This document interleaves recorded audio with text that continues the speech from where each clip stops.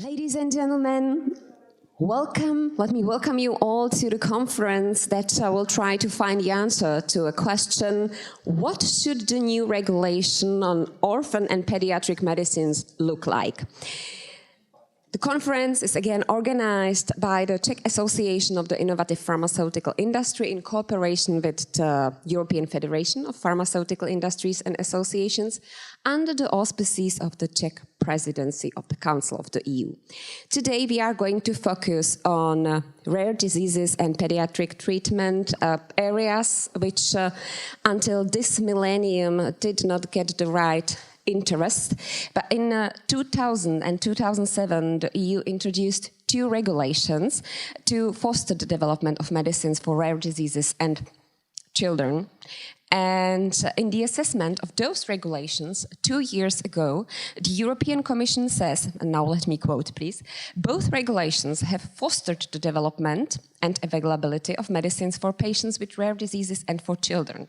They have redirected private and public investment towards previously neglected areas through initiatives, obligations and rewards. But it also finds some missing points.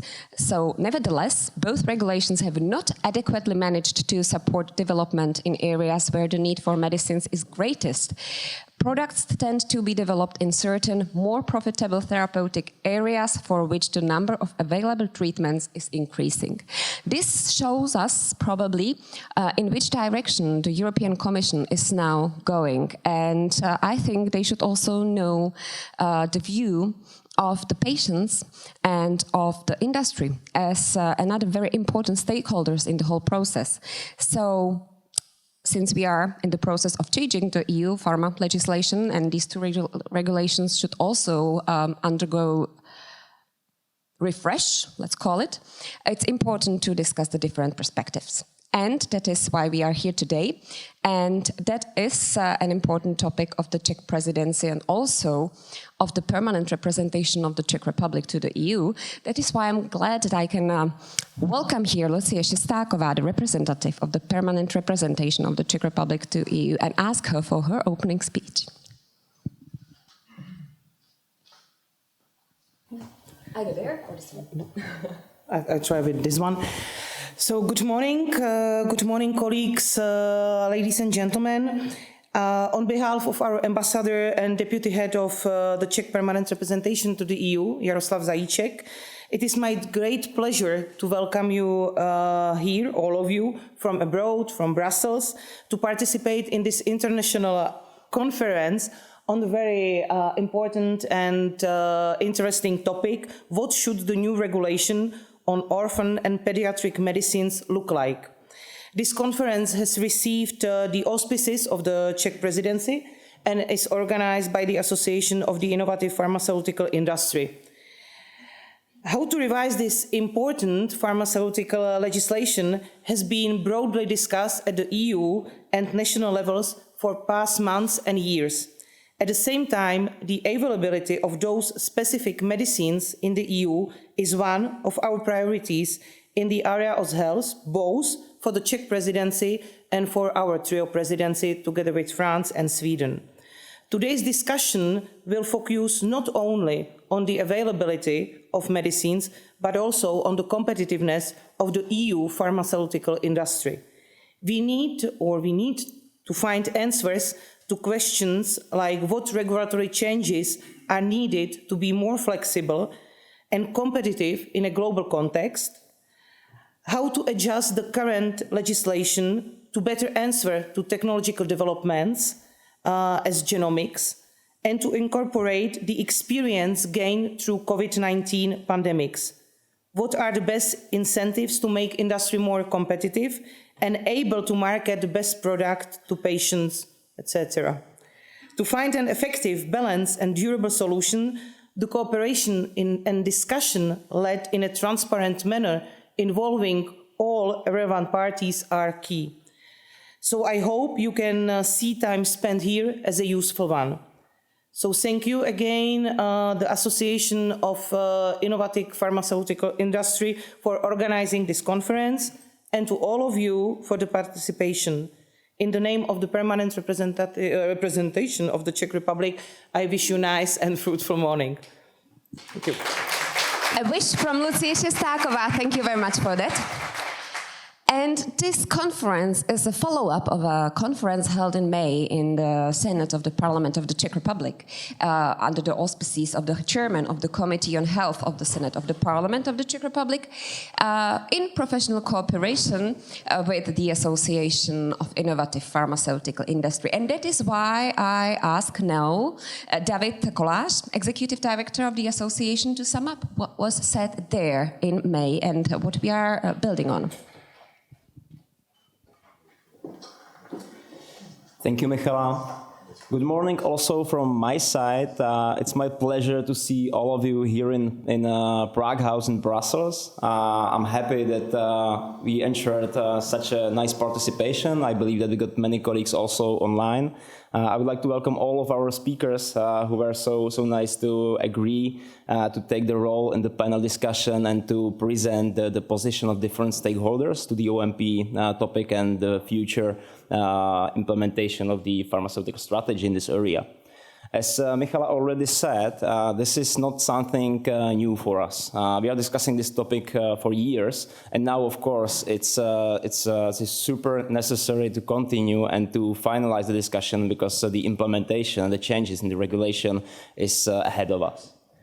So we started the topic already in May in Prague. It was a really nice conference, and I would like to sum up what was the discussion, because we got separate sessions, separate panels, and we tried to, let's say, break this topic from different angles and perspectives.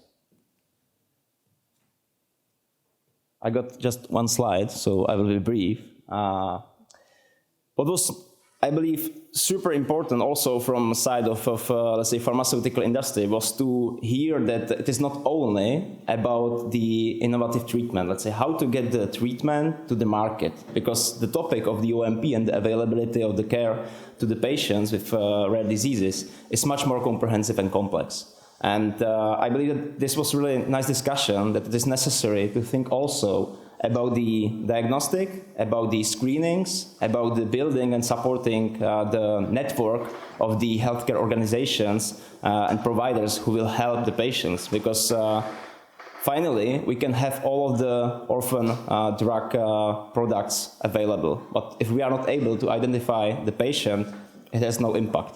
So I believe that this is really important angle and topic which was covered. And I'm looking forward for, let's say, today's first session, because we will continue also from this direction.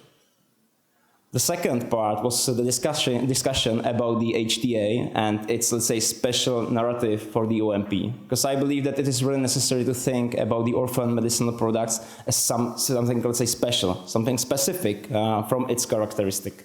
And it's really necessary to think, let's say, how to use the real-world evidence data, how to construct and implement the adaptive studies, and how to, let's say, work with the, let's say, ability to different states in the Europe to ensure that the medicinal products for rare disease are available everywhere. Because every state got different conditions, different rules, and it's necessary to think from this complex and comprehensive vision.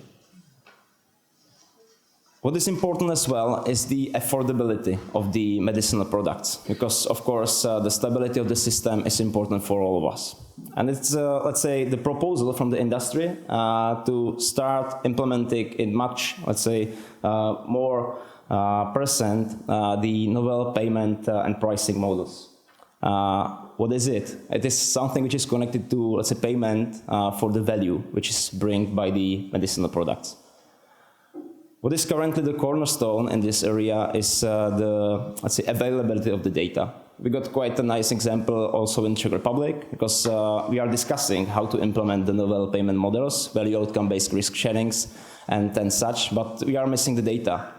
We are not having, let's say, enough of them. We are, let's say, discussing its quality and, let's say, how to work with them. So this is really important topic, and I believe that another point is the European health data space, because it can, let's say, make the framework even better and could help us to establish something which we can build on. So this is really necessary to think, and you can see it. We got the European Health Data Space also here. It was also during the first conference, and it was discussed during the both conferences in the Prague. So it's a super important topic, and this is something which can really boost the pharmaceutical industry and the healthcare as such for the future. Last but not least is something which was already mentioned by Michal, and I totally agree with it. And it's the participation and the discussion among all of these stakeholders. Because I believe that, as I said in the beginning, the topic of the OMP and its availability is super comprehensive. And it's complex, and it is necessary to, let's say, use all of the expertise from different angles and from different stakeholders which we are having to really make it let's say, complex, the solution. Yeah. And this is the reason why I believe that it is necessary to include, of course, the member states, the regulators, but also the patient organizations, medical societies, the medical experts, but also pharmaceutical industry. Because only together, I believe, we can deal with this topic, and we can, let's say, ensure that the patients with the rare diseases will have the available treatment for the future. Ladies and gentlemen, thank you very much. I'm really looking forward to the fruitful discussion, and let's enjoy the conference. David Kolář, Executive Director of the Association of the Innovative Pharmaceutical Industry of the Czech Republic. Thank you. So let's pick up where we've led off in May and add new improvements, findings, statements that had been made since that. For example, an FPI EURORDIS joint statement on patient access to medicines for rare diseases. I think it's great when the patients and the industry can admit that they have different interests, but the same goal. And that these two are able to specify what should be done, even though they don't agree on everything. So now we'll get to know more from the patient's point of view, and of course you may not only listen to what's being said here, but you should also take part in the discussion, and that's why we have also this clever things with us. You can just connect via Slido, which is also a message for all of you who are listening to us remotely. So just use Slido application, sli.do or slido.com. And by using hashtag OMP 2022, you may ask a question or support a question that was already asked by someone else just before. Here in the room, I believe we'll be also able to discuss it live, so that's for you sitting here. But you may also use Slido as well, so don't worry. We start with how to align the needs of people living with rare disease with innovation and accessibility. So how should Europe lead, which is a topic of Yann Le Cam, the Chief Executive Officer of European Organization for Rare Diseases, EURORDIS, who is going to share the patient's view with us. Thank you. Thank you very much. Good morning, everyone. So you all know the topic. So the presentation we'll make today will be a bit different than what you've seen before, because we want to take advantage also of the new timeline of the revision of the legislation. So, our main objective is how to align an innovation which is driven by person needs more than market-led with affordability. This is our strategy, and that comes from our foresight, Rare 2030, to position it in that context. If you follow the work on that, you remember the scenario that was chosen, both on solidarity and person-led innovation. That translates in 5 overarching principles to have an evolution of the... Could I take one of these mics? Yes. It might be easier. It's open already? Okay, thank you. To evolve the incentive framework whilst maintaining the predictability for sponsors. That's important, not to be disruptive in the change of the regulation, and also to enhance Europe's competitiveness, benchmarking particularly with the US to be really competitive. Drive investment in underserved area. That's an orientation which is already anyhow in the table following all the evaluation and discussion. But where we insist is on what do we mean by unmet medical needs and what should be the process here so that we support the areas that need also incremental progress. Transform the European rare disease ecosystem, building on the advances of the last 20 years. Focus and make sure that it's fit for purpose for the most transformative, complex new technologies coming in particular gene and cell therapies. And last, the European pathway to access as an incentive to sponsors. So what I would like to insist on, still staying on that, is that elements of that can go in the regulation, but there is a big misunderstanding still now, which worries us on the revision of the regulation. And if I refer to the opening of the permanent representative, I already hear that again, is that what we want, or what the member states wants to address is the question of access and the question of affordability, but the regulation is first made to incentivize research and development. So there is what we can solve in the regulation, there is what needs to be done in addition, outside of the regulation.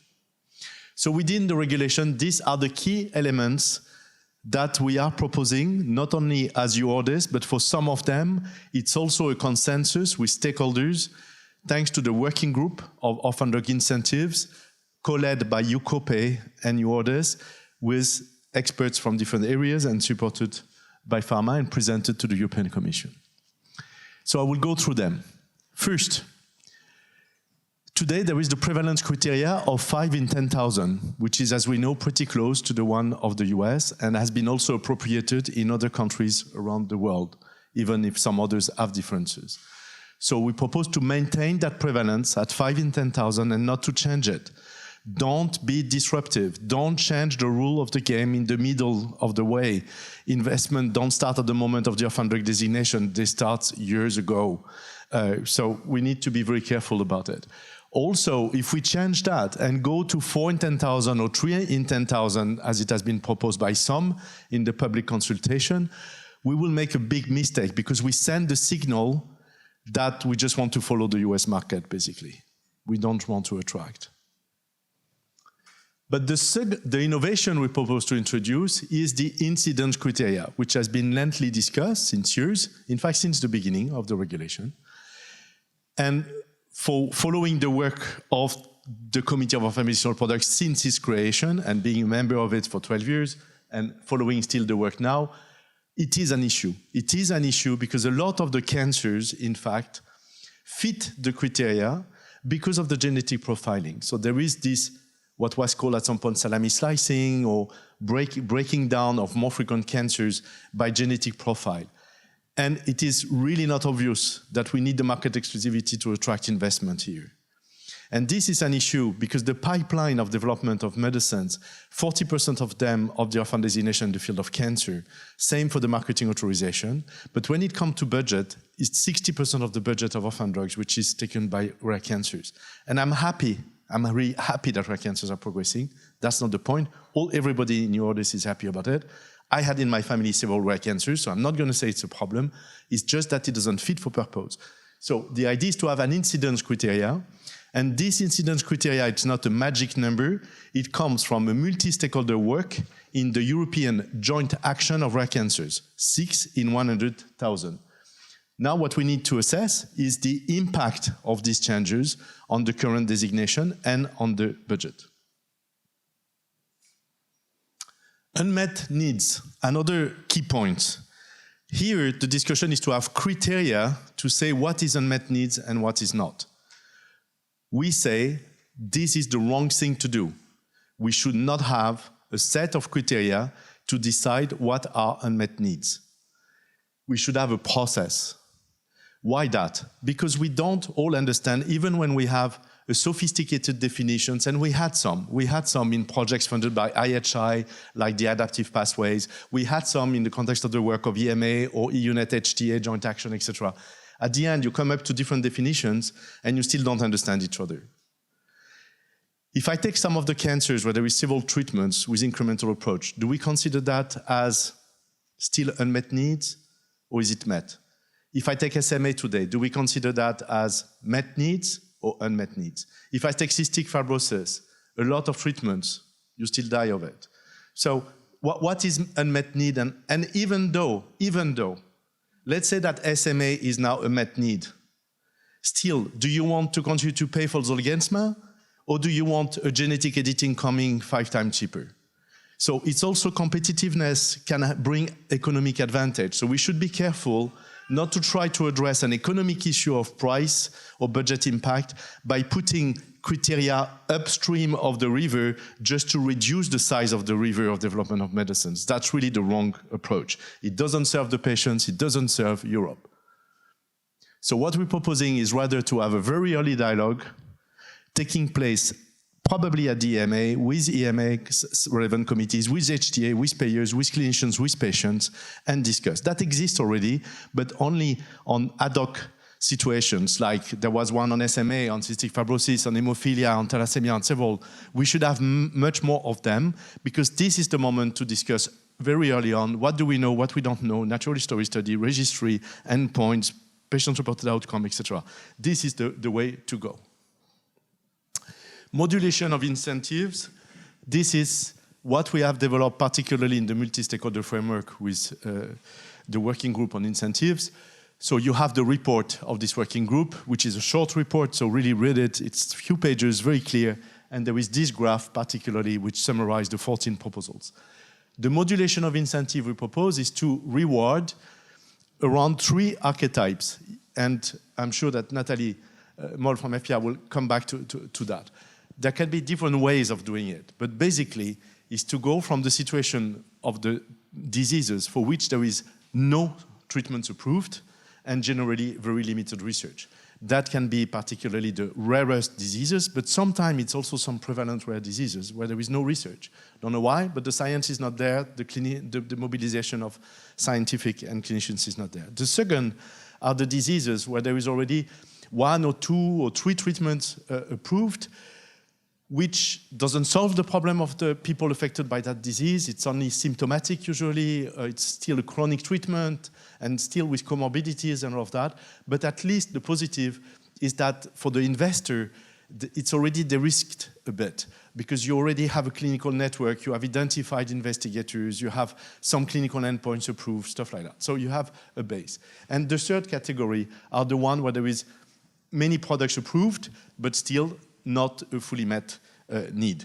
And we think we can modulate. And the modulation we propose is to have for archetype 3, so where it is more crowded, let's say, 7 years or 8 years, ideally 8 years, but 7 years as a minimum. When we hear 5 years from some of the proposals, we think that's crazy. Again, it's a disruption, and we lose the competitivity with the US. 7 years, the minimum is 7 years. Minimum. And then for the second archetype, it could be 9 or 10 years. And for the one of the fully unmet needs where there is nothing approved, archetype 1, then to have 12 years. And we should not be afraid to increase the level of incentives. What counts at the end is not the dogmatism of reducing incentive or increasing them. It's doing the thing to attract the investment where it is needed. That's the role of a regulation, like this one. Significant benefit, you're all familiar with it, so I don't explain. But what I want to say is that in real life, significant benefit is difficult. More and more, and that's what we all want, is to have products coming early to market. So they are good enough in terms of risk assessment to go for marketing authorization with a conditional marketing authorization or under exceptional circumstances. But we don't have enough evidence to assess the significant benefit. We don't have enough evidence to compare. And it's normal. It's not because the sponsor doesn't want to do it. Sometimes it's the case. But it's generally not that. It's just that the time doesn't enable to generate the evidence. So we propose a conditional significant benefit, and then later on, based on the additional data produced, to have a last revision of the criteria of significant benefit. This will enable an alignment with HTA, because significant benefit and relative effectiveness, we could spend the night discussing about the differences. So really, if we can have a bit of an alignment here in terms of data generation, it's the same thing. In terms of assessment, you can discuss, but in terms of generation of the data you need is the same. Now, an innovation probably for a lot of you, because we think that our message has not been heard on that, is that we're promoting an orphan drug development plan. And this is not a new complication, it's a new opportunity. Yes, it is comparable to the pediatric investigation plan. It is inspired by that. We know it was difficult at the beginning. It was going too far, too complex. But look now, everybody is happy about the system and the pediatric investigation plan. So, Orphan Pediatric Plan gives a chance to have a rolling on scientific advice and protocol assistance, more proactive, trying to guide, have a stronger uptake of innovative design, adaptive design, more clarity about the set of evidence that we want to see, then better predictability also for the investors and better outcome for the patients.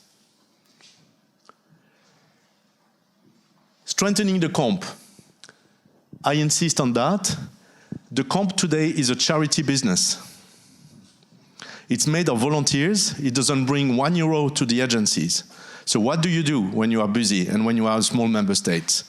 You send your hero who says, I want to do it because I love it, and then they work like crazy for nothing. Or you send someone who does the emails at the same time. Do we want a system like that? Is it responsible? So we need a committee which is business, which brings fees to the national agencies in a European decentralized system, exactly like for any other scientific committees, but still for the SMEs and the academia with the fee waivers and fee reductions. The second is that we want a committee that goes from very early dialogue that I mentioned before, scientific advice, all this rolling on plan of development, designation, up to the assessment of the marketing authorization application. Exactly as we do for the CAT, for the advanced therapies. Why? Because there is an expertise of rare diseases. There is 6,000 rare diseases. You cannot even think that 27 experts around that table will know everything about everything, but at least they will be more articulated than the members of CHMP. For the CHMP, every time they have a marketing application, it's a new disease, it's a new situation. That's not a competent system. We can do better than that. Prime, you're all familiar with Prime. We think Prime is fantastic. We think Prime competes well with the breakthrough designation in the US. We think Prime can become an additional incentive in the orphan drug regulation in Europe. Or, if not here, then to take it into the general pharma review. But it has to be somewhere integrated into the regulatory system and to be well supported. It is also a key asset for coordination with HTA and payers. So when we want to think affordability, this is where Prime is also very important. When we want to go faster on access, Prime is important. Another new proposal that we make is, and what if we were giving 1 more year of market exclusivity if the company comes first to EU? Will that influence my financial decision? Maybe it might. Maybe 1 year is not enough, but it's already good enough when I see sometimes how people care about that market exclusivity. But at least, it sends a very strong signal. It sends the signals, come here first, do your clinical trials here, create your jobs here, invest in your production here. I give you a premium. I give you more if you come to me first. Because today, our strategy in the last 20 years is to be, again, the second wagon to the US, to be second market. We want to be leaders in rare diseases. And I conclude with this one. Just to say what I was saying at the beginning is that at the end, we need to keep in mind that there is elements that we will not solve in the orphan drug legislation. All the questions of access downstream after marketing authorization is either in the context of the regulation of HTA with these goods, but all the limits of the compromise that is in that regulation, but in taking it to the next step. A table of collaboration between member states, which we call table negotiation, because we like to provoke a bit more by calling it like that. And the most important thing is, in fact, the continuum of evidence generation post-marketing, so that we go from the uncertainties that we have at the end of EMA and HTA process for marketing authorization, and then reduce these uncertainties over time, to be able to reassess the value, to discuss value for money, and to use at the European level the volume. Even in small population, the volume counts. Even the US says it now with ICER and the others. And last, to have an EU fund to fund this real-world evidence. We think that this will improve access, this will improve affordability, this will improve revenue predictability for the industry. So there is a win for everyone, except that this is a political decision, and for the moment, the European Commission is not ready for it. Maybe some member states are. Thank you. Proposals from EURORDIS, make it short, from Yann Le Cam. Thank you for that. You may also ask more questions about what was said, because we will have a chance to go more in detail. But before that, we'll have a closer look at European Reference Network that's being in place since 2017. 24 networks are part of the European Commission's project and aiming to improve care for patients with rare diseases.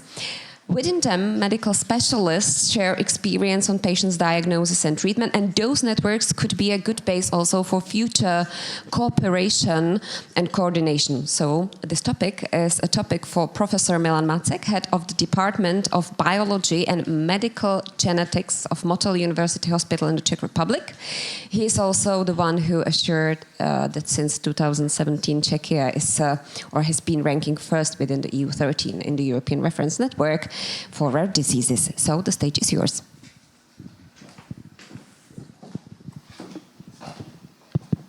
Okay, good morning, everybody. It's a great pleasure to speak in front of you in such a fantastic environment. And Yann, thank you for an excellent introduction, because it gave us a food for thought. What I would like to show is, in fact, how we in the medical community and the academic and also non-academic community, how we deal with rare diseases. Because for all these initiatives, we have a fantastic structure which our US colleagues are envying us for. And we should support it. And I would like to show you what are the successes and what are the issues that we are facing. I mean, just to start, the current ongoing Czech EU Council presidency can build upon a great success from 2009, when the EU Council recommendation on an action in the field of rare diseases has been adopted. And following that key document, which led to the development of national plans, national strategies, and in fact, in the end, was a seminal document for the European reference networks, then came the successive directive on cross-border healthcare, where in specific articles 54, 55 was clearly stated, and I remember what a fight it was to, to get a specific, I would say, sentence there, that the expertise should travel rather than patients themselves, for obvious reasons, of course. I mean, this led, and this is just a very quick introduction for those who are not introduced, this led to the establishment of 24 European reference networks, so-called ERNs, in Vilnius on March 9, 2017, based on a rather complex legal framework, which I won't go much into details because it's all online. Now, the Czech Republic, as was already said, was quite successful. You can see here that, I mean, in June 2017, we got into 18 out of 24 networks, and this is just to show what is the complexity, because, if you have 5,000, maybe 6,000, it's very difficult to say how many rare diseases there are, and we see it in the genetics community, because sometimes, I mean, with developing diagnostic techniques, we see that several rare diseases, especially the ultra-rare ones, can be superimposed upon each other. So then the phenotype is very difficult, and we still don't have good means to decide what's going on. So you can see, lung diseases, skin diseases, and again, I won't go much into details. Now, as was already said, we were first in the EU13, and it means that out of 900 teams from 300 healthcare institutions, I mean, the quality of care for rare diseases, as exemplified for pediatric diseases, is really in our country is great, and our teams were really, I would say, were very happy to take part in these European networks, because the smaller the country is, the more you need to, obviously, you need to collaborate at the international level. So again, this is very briefly what is the concept of ERNs. There's many documents on it, but just to be, just for the further discussion we will have. So it's essentially a comprehensive network where patients, experts, in fact, interact closely, and I'll keep this leitmotif further on. And also there's an exchange of data and knowledge, and also we are now trying to, I would say, embed the ERNs into national healthcare systems. So just I'll take the European Reference Network for Rare and Neurological Diseases, and I'm grateful from Holm Grasner who gave me these slides. So you can see that, in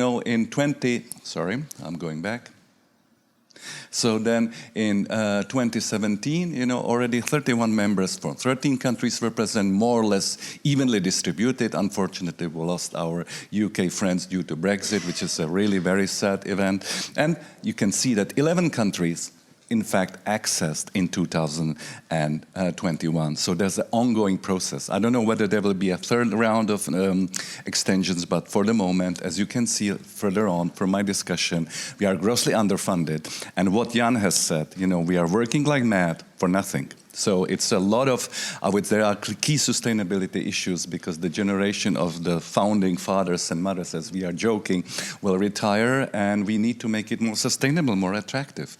So again, just very briefly, that's the hospital, those are the patients, and those are the networks. So essentially here you get specialist treatment, and that goes at a national level based on the principle of subsidiarity. And the specialist advice is key, is in fact the expertise should travel rather than patient themselves. And we use this system, the Clinical Patient Management System, CPMS, and it started rough. It was not easy to implement it. Various legal issues, GDPR is a nightmare, and still is. And, when the European Commission placed security above health, it creates a lot of problems, not only in research, but also in patient care. Now, what are the solutions? Just again, very, very briefly, clearly a value for the patient. So first, in terms of diagnosis, guidelines. We all do guidelines, and we need to do them at the international level. And as Yann said, we should have European guidelines because it's a difference when you work in a solidarity, sort of Bismarckian healthcare system here in Europe, and when you have the various sort of HMO-based systems in the US. And I worked there for 10 years, and I know what a nightmare it is in a way. So therapy, again, obvious. Yann spoke about it. I won't talk about it. Dealing with patient advocates, and again, I will talk about it later on. So, rarity and access, CPMS, education training, working with European Academy of Neurology, or we work with the European Society of Human Genetics, but again, no money, enthusiasm is the prevailing underlying motif. Now, finally, care standards, very important. Again, we need European care standards, and mainly small countries such as EU13 benefit from European standards because this is the way to go. Why should we reinvent the wheel? And codification, we will have, I don't have time because this is time limited, but very, very important implementation of ORFA codes into the national healthcare systems in the absence of ICD-11, which is in the working, but still it's in the working for quite some time. And some countries even use ICD-9 because it's also quite heterogeneous at the disease level, and of course providing patient education materials for the patients. Again, we can leave this for discussion, but I cannot stress more the key role of working with the patients. They are the real experts, and I've been in the field for 30 years, and I can allow myself to have a little bit of a personal note on that. I can tell you that, with all the rapid developments, with the breadth of the field, we just cannot do it ourselves. We just cannot grasp it. We need to work with the patients because they are the real and key experts on this. They really, we have to be humble, and we have to really sort of depart from this traditional paternalistic approach which has been in medicine, and we need to do a lot of work in EU13 where this concept still hasn't permeated into the medical community to a sufficient degree. Now, so far so good, right? In 2019, the European Court of Auditors issued a very important report, and we are very grateful to them. And to our chagrin, it came out of blue. And I remember when I sent it to Yann, everybody said, "Wow, we didn't know that this has been done." And it was really like a lightning stroke. But it provided very important and very competent, I would say, very competent assessment, and also issues which we face. So, I don't want to go much into detail, but it also reflects a little bit of the situation in 2019. But sadly, a lot of the issues identified by the European Court of Auditors haven't been handled successfully so far. So let's go through them. So first of all, sustainability issues. That's obvious. You know, we all work mainly for free. The EU coordinators, after a big fight, and I'm a member of the EU Board of Member States, a big fight with the sort of fight, lobbying and explaining and understanding, we call it fight, with the Commission. You know, finally the European coordinators got some money for coordination, but still it's not enough. You know, if you go to the coordination meetings of a network, you need to pay themselves. And our hospitals, which are now under financial, economical stress, we just had the European Council on Energy, you know, the hospitals are now facing major energy crisis and shortages of money. So yeah, it's an issue. The other thing is that, as they rightly say, there's a very, very long way to go, and the Commission did not apply all lessons learned from European reference network pilots, and we were with Vicky in the EURORDIS committee, and I remember how much we tried to put the message through and how little it was heeded. Now, bureaucracy. Obviously, we all complain about it. I don't want to be cheap. I know everybody complains, but there are real issues with bureaucracy in a way that, you know, with little money, we are subjected in ERNs, and we are members of 3 of them in my own department. You know, we are subjected to grilling. You know, we need to report, we need to justify ourselves, we are audited and so on. But still, you're auditing heavily a bunch of enthusiasts. So, I mean, yeah, it's an issue. The other thing is that here, the European Court of Auditors put a lot of challenges into a nice graph. Again, we don't have time to go into it, but I just mentioned continuous monitoring, sustainable funding, a major issue, integration into healthcare systems, again, a key aspect which we need to deal with, management, data policies, and so on and so forth, and collaboration with industry. I'm glad that Vicky will talk about it later on. Again, inefficient administration, and the process of access was very heavy. And I remember we had to fulfill a two-sided, like 1.5 centimeters. We even didn't weight of documents, but still only 20% of individual applications were audited on site. So there's a large level of trust which we need to deal with. And finally, the budget does not contain a specific budget line for European reference networks. That has remained the same since 2017. So we are more or less on an autopilot. But again, you can see, for instance, in those rare neurological diseases, or we are part of Ithaca for rare syndromes. You know, CPMS, exchange of knowledge, is key, because that's where most of the ultra-rare diseases are, and that's where the largest unmet need is. Brexit, I alluded to French EU Council Presidency. We can keep it for discussion, but it was sort of politically terminated in the midst of it, so we didn't get the proper documents signed, or they were not being made official, despite a very interesting conference on the rare disease, on the occasion of the Rare Disease Day this year. And also, now we hope to continue with the Czech EU Council Presidency. And look at these target implementation dates from the ECHA report. Haven't been fulfilled, and COVID, as you might imagine, threw really a lot of breaks into the system.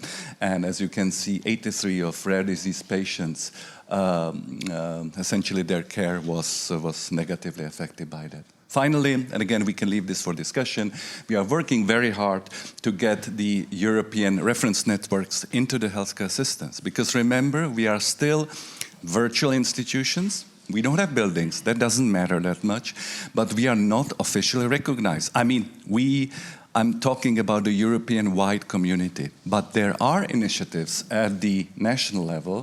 For instance, in our country, and I'm proud to announce that, and this is very important because it can serve as a model. You know, we work very hard with the National Patient Alliance, with the Rare Disease Czech Republic. Anna is present here. First to have the amendment of the Public Health Insurance Act, number 48, 1997 of the collection, and where the specific subsection or article, stipulates and in fact transforms the term rare diseases into our healthcare system. And it's important, when we came to the ministry and said, we are working with rare diseases, they say, okay, but it's not in the legal code. What is it about? So, transforming the EU regulation from 2020 was crucial, which also helped us later on. And from January 1st this year, we are really proud to announce that all the ERN centers, in fact, received a status of centers of highly specialized care, which means, and again, it will be a process, special, I would say, not only legal treatment, but also special access to funding and sustainable funding, at least for drugs, and I would like to show you also for diagnostics. So they were published in the bulletin. It's all online.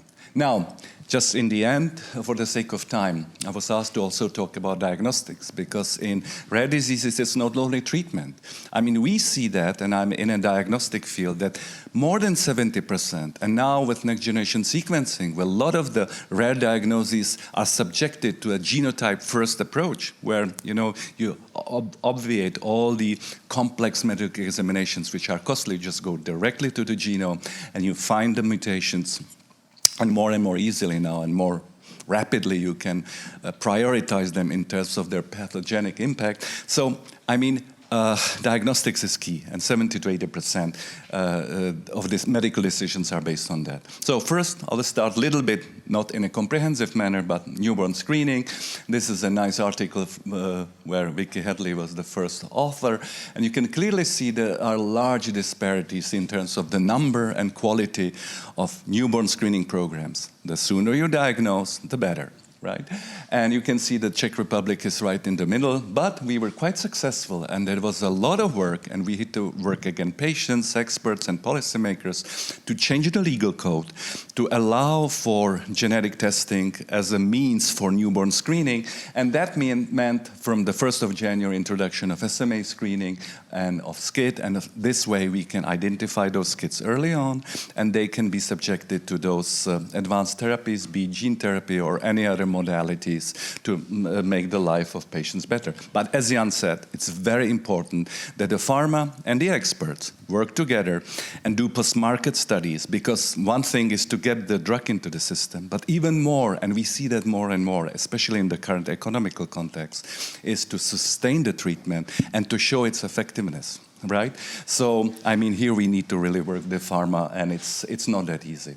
Now, EURORDIS statement on ABS, and I'll finish by that. We are very grateful, again, working, and I cannot stress that more, with the patient associations. Those are key principles for newborn screening, mainly showing overcome the disparities, harmonize it, do it the sooner the better, and these 11 principles are of paramount importance.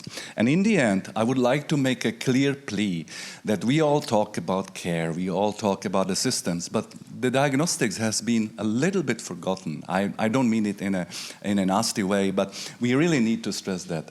We have orphan designations, we have orphan diseases, but orphan diagnostics has not received sufficient attention. And there's a major obstacle now for which we need to really urgently deal with, and it's the regulation. It's the so-called in vitro diagnostic regulation, IVDR, which came into the force from May 2022, which in fact is positive for the industry. It's legally fine, but it didn't think of the details despite our I would say explanations and statements from professional societies. So essentially, labs in the EU dealing with rare diseases, they are already subjected to many specific regulations, such as accreditation, which is by itself a major process which improves the quality, no problem with that. We have a new medical device regulation, also quite important. But we also have an in vitro diagnostic regulation, which came into force more or less like we sleepwalked into it. And all of a sudden, bang, it's upon us. There are no notified bodies. The legal systems are working in haste because we are all thrown into disarray with COVID. And again, I can leave this into discussion. So in genetics, which is the key diagnostic modality for rare diseases, IVDR addresses a problem that never really existed, apart from the direct-to-consumer testing. And likewise for the problems, or on the contrary, for the problems we do have, which is European-wide data sharing, brutally hampered by GDPR, or dealing with variants of unknown significance, IVDR is not helpful, it's even detrimental. So, as I said, majority of the tests through which newborn screening or diagnostics of rare diseases is carried out, they are so-called laboratory developed tests, which are being developed within academic institutions by dedicated teams within international collaboration, and through IDVR they are more or less made illegal. So, the European Society of Human Genetics, and I was involved in that as a board member, essentially stated there are good issues in it. The intentions of IVDR to secure the quality of all kinds of medical diagnostic tests, and that they are performed within the frame of the healthcare system. That is clearly against the direct-to-consumer testing. On the other hand, the apparently convenient means to obtain is to demand industry standard CE marking of tests, even in the academic sector, which is disastrous. We don't have the money, we don't have the personnel, and frankly also the time. So this all vastly increases the cost, bureaucracy, and flexibility. Remember COVID. Flexibility in diagnostics was the key to tackle COVID. So thank you very much. And again, as I said, these are the I would say, enthusiasts in my department showing their hands, as Jan was showing on the occasion of the Rare Disease Day. And I cannot stress more that we are really grateful for the work we do together with the National Alliance and with EURORDIS to solve the issues which the ERNs and we as a, I would say, diagnostic community are facing. Thank you very much. Professor Milan Macek, thank you very much. And now we'll add a view of the industry, which is also the investor of this all. I started with mentioning the joint statement of EURORDIS and FPA on patients' access to medicine for rare diseases. They propose, for example, the consideration of a conceptual framework for equity-based tier pricing to better align medicines prices with countries' ability to pay, which could help to make treatments for rare diseases less rare. And that's a topic for Nathalie Moll, the Director General of the European Federation of Pharmaceutical Industries and Associations. Nathalie, please. I can see who's in the room. Good morning. It's a pleasure to be here. And maybe I'd just like to start by saying, so I'm a scientist, I'm a biotechnologist, and this is why I love the rare disease field, because as Professor just said, the basis of rare diseases is mainly genetic. And the only way to solve them is to understand the genetics and try to, if possible, alter the basis of the disease, if not, at least find solutions to them. So for me, the enthusiasm that you were talking about is exactly what struck me. When I joined the Biotech Association in 1999 after working in biotech for plants, the first thing I did was work on amendments for the OMP regulation. So I remember the table, I remember the discussions, I remember the points, I remember the difficulty of explaining the complexity of what these diseases are. They are the most, I always say, the pinnacle of everything. The pinnacle of suffering, the pinnacle of scientific complexity, the pinnacle of regulatory difficulty, and of also investment complexity because of the small number of patients.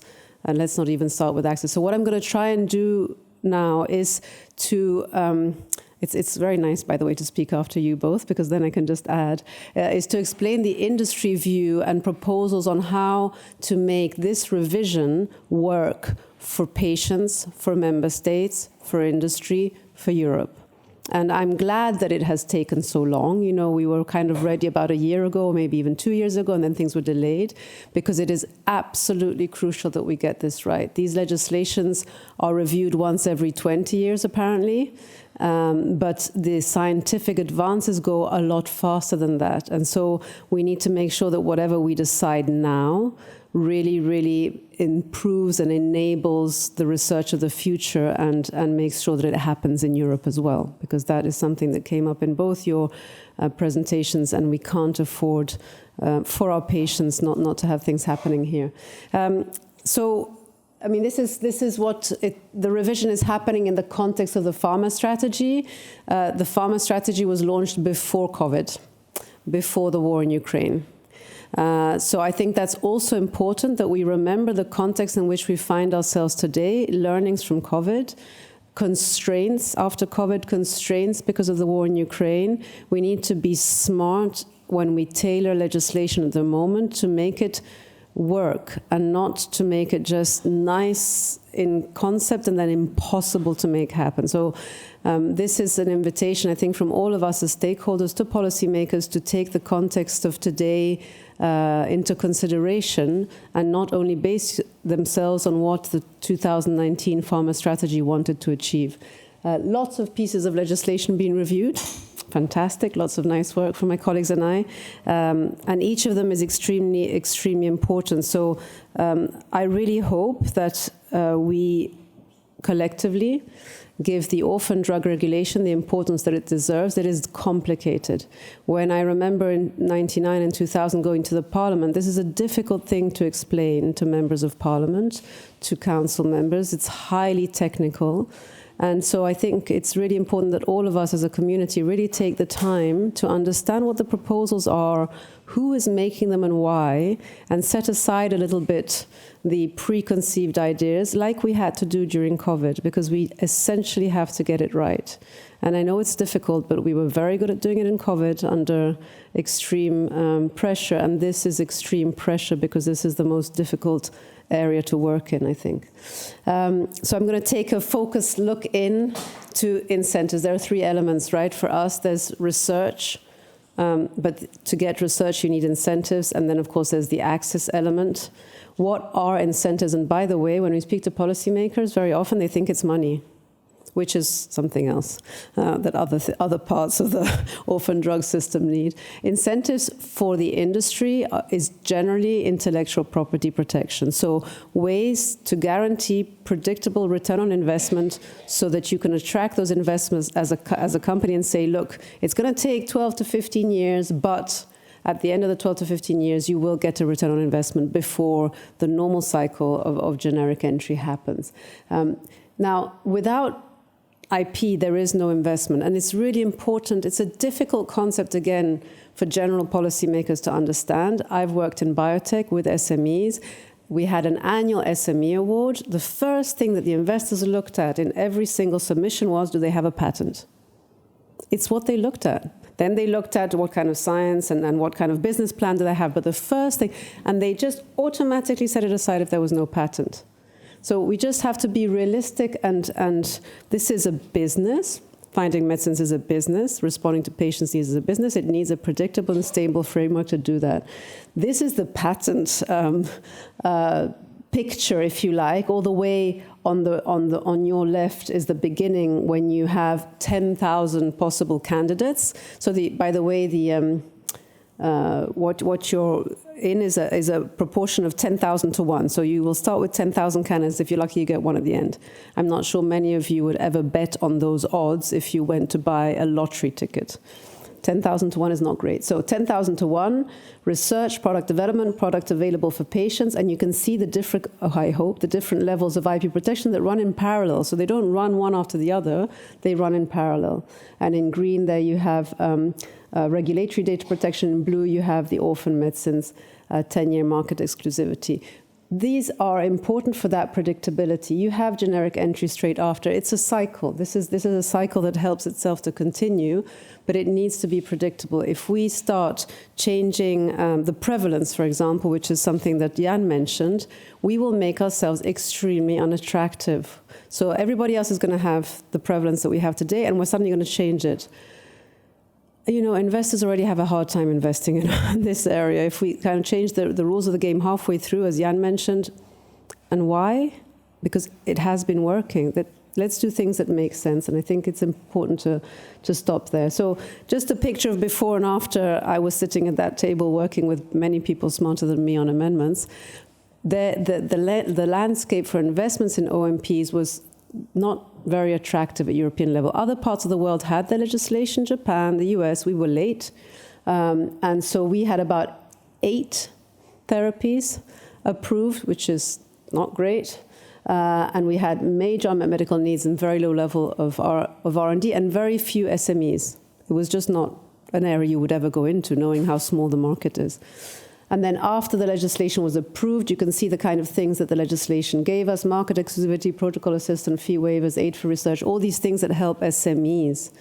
This is what these SMEs need, right? These are small, they start with 50 people. They don't have time to hire a bunch of people to work on something. So I have to say, really hats off to the EMA for focusing in on this and making a specific effort on OMPs. So in summary, it's a success story. Now, when you want to change a success story, you better make it better. And this is something that we're really calling for, that we think we're not fixing something that doesn't work, we're just trying to make it better. Keep that in mind, keep COVID in mind, keep the crisis in mind, and let's make a good effort. I mean, you heard before the challenges we have. European reference networks are amazing, but they're not sustainable as they are right now. When I went to Italy in 2001, I moved to Italy, the first thing I worked on was Orphanet. It was a bunch of people who were just enthusiastic and giving their time for no reason on setting that up. It was amazing. The feeling in the room is, yes, this is the meeting I have to be at, but my goodness, how hard what that was to make it a priority for anybody. So I think it's time to recognize the needs and make this review additional to what we already have and not destructive. And that will be not so easy, but I'm sure that together we can look at a picture on access, because I think we talk a lot about access, and we as an industry don't want to hide behind a tree. No, access is not good for us either. That's not why we make medicines. We make medicines so that patients have them. So what we've been doing over the past few years is analyzing the access picture. It's not great. Green is full public availability. Red is nothing. This is not good. This is not acceptable. It's untenable. And all of us should be working on how to fix that picture. By the way, this is also delays in time to availability. So this is how long it takes in days. Can you see that? 1,500 days. Just imagine how many days that is in years. Okay, unacceptable as well. Now, these are things that happen in member states. There are some discussions about trying to fix access with legislation, whether it's this regulation, the overall pharmaceutical legislation. Those pieces of legislation are not about access. If we start tinkering with pieces of legislation made for marketing approval or to incentivize research, and we try and stick in some connections to access, we're going to fail on both sides. And we can't afford to. Those numbers are people. It's nice to look at them as numbers, but those are people not getting their medicines, and we really can't afford to, let's just try it. Let's connect incentives to launching on all markets, and maybe it'll work. That's for the next 20 years. What if it doesn't work? What if it doesn't work? What happens to our patients? What about your plus 1 year of market exclusivity? Nobody's coming here if we have those kind of conditionalities in legislation. It doesn't matter how many years of market exclusivity you give. It's just not going to work. We need to catch up. I heard somebody, I think it was the last event of IFPA, the colleague from the Commission saying, I'm really proud of our research at European level. We're doing really great. Can do better is my assessment, like on the school. So, and can do better. The good news is that we have incredible research centers here. We have the capacity. We don't lack that. We just miss that step. We usually just outsource the development to another part of the world where there's more incentives.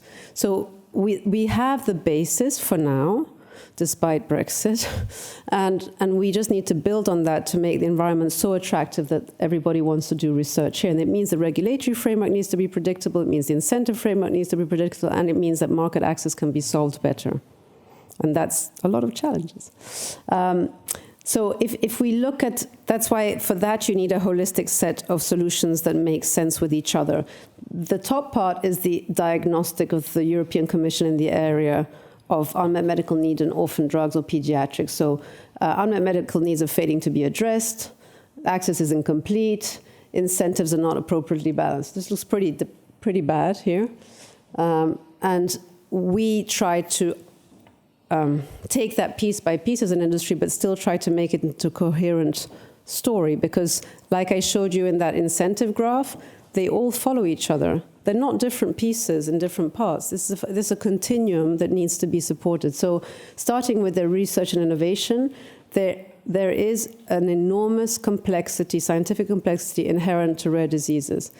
When we studied to find out why is it so hard to get new treatments, we discovered that one of the reasons is science. It is really hard to understand the basis of the disease. They are the most complex diseases. In fact, if we succeed here, the benefits are going to be so amazing, because we will have untangled some of the most complex things, and then as a cascading result, like science often does, it will, a little bit like a domino, will help in other areas. So we need to make an extra effort, and together with EURORDIS, we pledged to work on a moonshot for rare diseases, where we really look at the basis of diseases, translational research, and try and unlock some potentials. It means extra focus, but yeah, if not now, when, right? The second one, around incentives for me, because after research or connected to research comes incentives, let's make sure that we refine the incentive system to support research even more, support the attractiveness even more. So we're not saying don't touch it, because we also recognize that science has advanced, but do it in a way that's predictable and don't touch the baseline. And in that, we're completely aligned as well with EURORDIS in terms of, please, can we not go below what we have today? Why would we do that? It's not broken. You want to improve it? Great. Can you please not make it worse? I think that's important. Then on access, let's be real. Let's not pretend that an amendment in a piece of legislation where you force companies to launch on all markets, by the way, we can't do that on our own, will fix magically access. It doesn't work like that. Many of you from member states, you know how the decisions that you make to let a product on the market are not based on a piece of legislation. They're based on many other concepts. So let's be real, let's be predictable, let's be effective, and do it now. These are our 4 solutions, or if you like, proposals on unmet medical need, the moonshot. I mentioned it, not only on rare disease, but also on pediatrics. Let's look also at unmet medical need in children. So let's see if on pediatrics we can add a mechanism of action, because at the moment we're not doing that. So let's see if there are other medicines that are used today in adults that might be useful for children, maybe not in the same indication, but somewhere else. Let's do that. The moonshot will mean investment, but being smart. There are already lots of investments in IHI, in many other public-private partnerships. Let's focus them. Let's make sure they deliver something. They are our best possible vehicle to getting it right. Look at what happened during COVID. When we worked together, it's only when we worked together that we were fast and super effective. Hopefully that's built some trust. Hopefully even more. And I think we can do this. We can do this together. On condition. Okay, so let's make sure that we all agree what a condition is. I'm not talking about prevalence. I said that before. Please don't change the prevalence. Let's talk about condition. Let's define a condition that is in tune with science. And then let's look at the incentives and see if we can do anything to encourage investment in areas of unmet medical need, because we also want that. What we looked at is a modulation, which I showed already a few weeks ago at another event, where we look at what do we need today. So starting from 10, what would you attribute to a medicine that is serving underserved patients, a first-in condition, or responding to that prevalence? Is it a new active substance? Is it a follow-on indication? And these can be cumulative. So you might have a first-in condition, well-established hybrid. So you would have 10 plus 2 minus 3, that's 9. So these are also cumulative. And then do not change the pediatric investigational plan reward of plus 2. This took a while to agree on as an industry, and I mean years, because we have small and big and different companies. It really wasn't easy. It really wasn't easy. But we recognize that we want to contribute to a predictable system that will work for investors. And so we put our proposal out there too. Patients' voice, you said it, Milan, you said it, Yann, these are the people. So when we talk about unmet medical need, they talk about unmet patient need. And everything is an unmet patient need.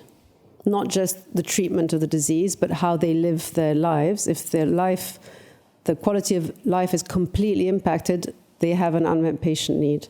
And I really think it's important to gather the evidence on the proposed choices, because I'm seeing some things today in the context of this regulation or in the broader context that are scary when I look at some of the criteria. And of course, there are criteria proposed for more incentives, but they will be, once the criteria are written, people are going to use them for a bunch of other things. And again, this is about patients. So what do the patients consider as unmet medical need? Last slides on access. So I showed you the numbers that looked horrific. We saw them once, we saw them twice, we saw them 3 times, and we analyzed why, and we picked out what we could do about it. And this is also in our joint statement with EURORDIS. We want to do something now and not connect it to legislation. So we committed to file within 2 years of marketing authorization in all 27 member states. This is a hard thing. This took 3 years as well, by the way. The SMEs have nearly no way of doing that, so they're going to find other ways to highlight what their problems are. But we needed to make this commitment because we needed to show that we want to move the needle now. And next to that, because a commitment is nothing if you don't measure it, an access portal where you measure, where you can see that commitment and what's happening. So where the product is, in which member state, and why it's blocked where. And that's also important, because once you know what the problem is, you can fix it. If it's all about, oh, they're not selling in that country because, that's hearsay. Look at the portal, they are trying, but it's blocked here because, let's fix it. It's a different approach. A conceptual, you mentioned it, Michaela, a conceptual framework for equity-based tiered pricing. We can't do this alone. Doesn't work today. We have a single market for medicines. We try and sell them cheaper one place, they end up somewhere else. External reference pricing, a bunch of things. But we want to do that. We are committed to do that, but we need a conversation around how to have a framework to make that work. Novel payment and pricing models, they exist. Member states use them. Not enough knowledge about that. We can do more. Can we share? And then HTA, especially for orphan drugs. We really need to make sure that the framework, the next 2.5 years when we're deciding how to implement the regulation, at the very least, for orphan drugs, we use one joint clinical assessment. At the very least. I would say for all medicines, but my goodness, if we don't do it for orphan drugs, why did we start in the first place? So those were all my positives. I didn't explain the things that we really don't want. Maybe I said it in passing. Please don't change the eligibility criteria. This is not the moment to create instability. The conditionality of launch, it's not going to work, and it's going to make us completely, it's going to just take us off the charts, to be honest. It's just going to move Europe away from the map of industrial investment in this area, and we can't afford it. And why don't we look at regulatory changes that we need to make? Just make sure that we tweak all the right areas to fit the particularities of orphan medicinal products.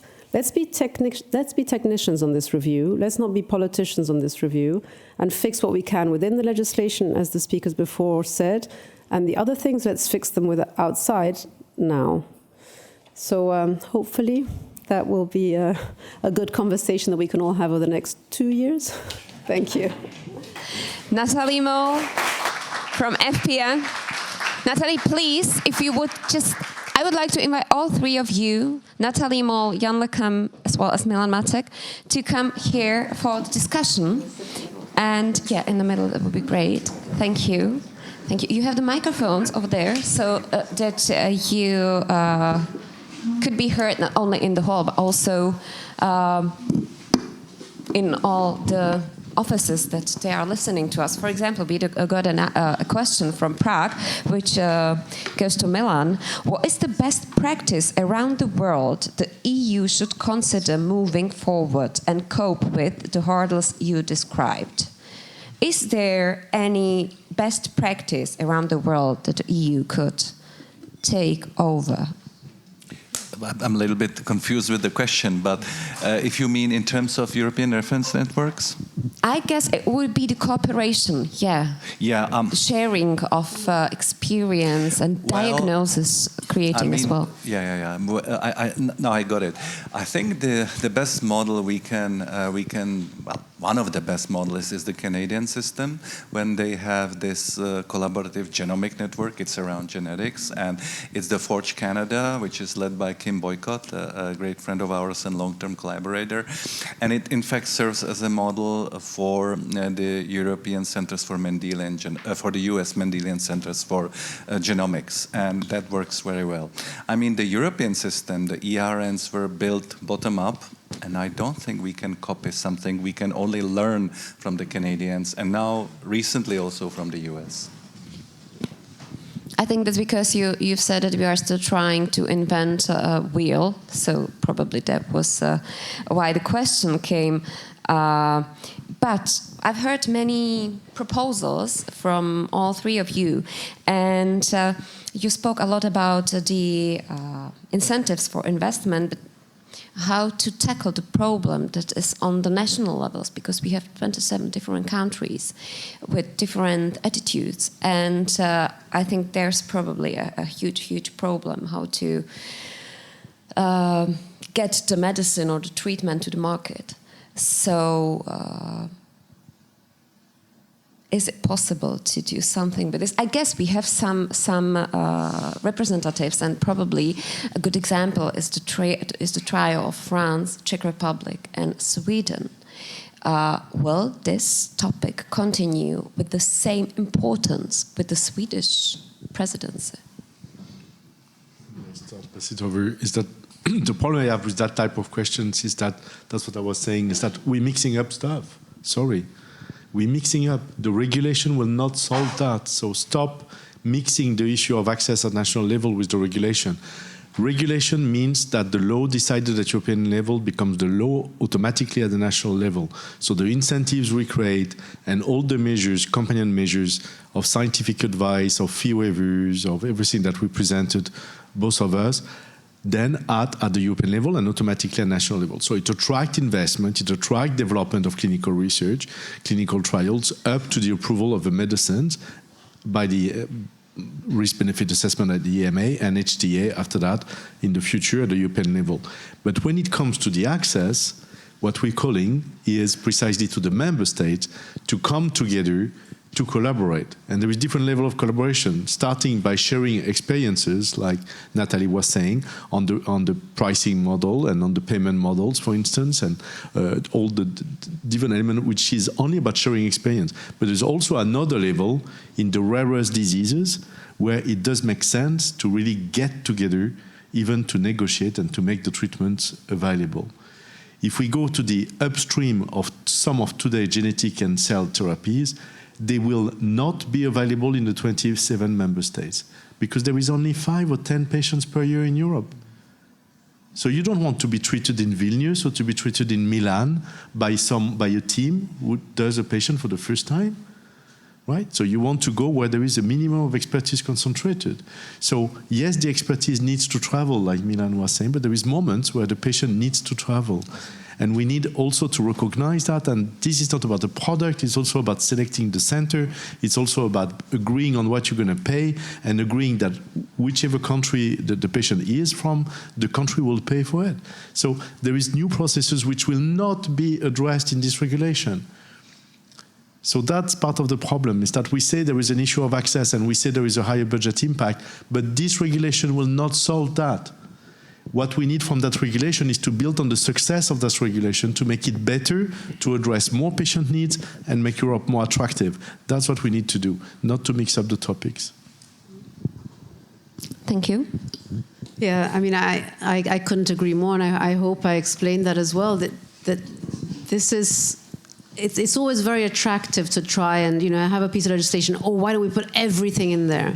The thing is, we do not have the luxury, and by we I mean the patients, to risk that, right? So we have a regulation that worked, it created SMEs, it created products, it created interest, it attracted investment, it created a groundswell at European level of possibility to find solutions for rare diseases. If we kill that, there are other places in the world where that will be done, but the clinical trials will not be done here, the products may not be sold here, and that's just unacceptable. So, if I may follow up, just to be understood, because to go back to your question, and to be fair, and to be understood also from what we're saying, the three of us, is that there is in the regulation and in how we organize the healthcare, particularly around the European Funds Network, there is a way to reduce the level of uncertainties for the member states to base their decisions.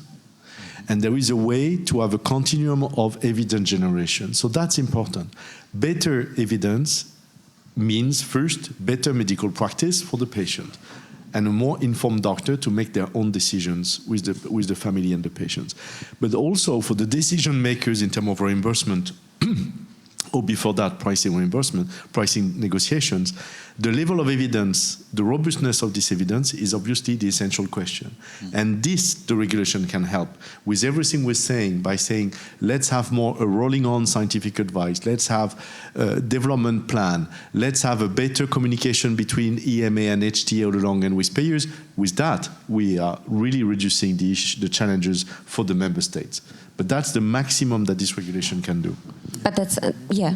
Yeah, maybe I'll just add on the continuum, because it was part of the question. I mean, on the Swedish front, I mean, we invited, there was a workshop on neonatal screening that was held in Brno on the occasion of the Mendel bicentennial celebrations, and it went very well, and we had Swedish representatives over there. And we are running, and there will be a major workshop within the Czech EU Council 2022 next week on Wednesday and Thursday, on October 25 to 26. I hope the date's right. But what I want to say is that we already reached out to our Swedish colleagues and friends, and luckily the new Swedish government has been formed a couple of days ago, and we now have partners to talk to, and we have invited the chief medical officer, we have invited people from the National Resource Center, so we really very much hope to work with them and to pass the baton to the Swedish Council Presidency through a call of action, which is now under, I would say, discussion and under revision within the trio itself. Thank you, because when I looked at the graph that Nathalie showed showing that in the Scandinavian countries there's very high level of the private availability, or like only limited availability of new medicines in the market, I thought they probably have very different attitude from the others, meaning Czech Republic and France in the trial.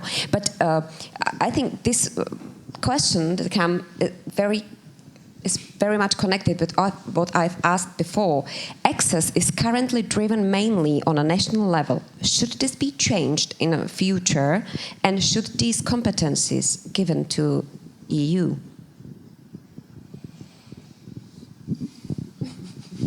Okay, I can. As the patient voice, what we are saying and not saying. What we are not saying is that we are not speaking about transfer of competences.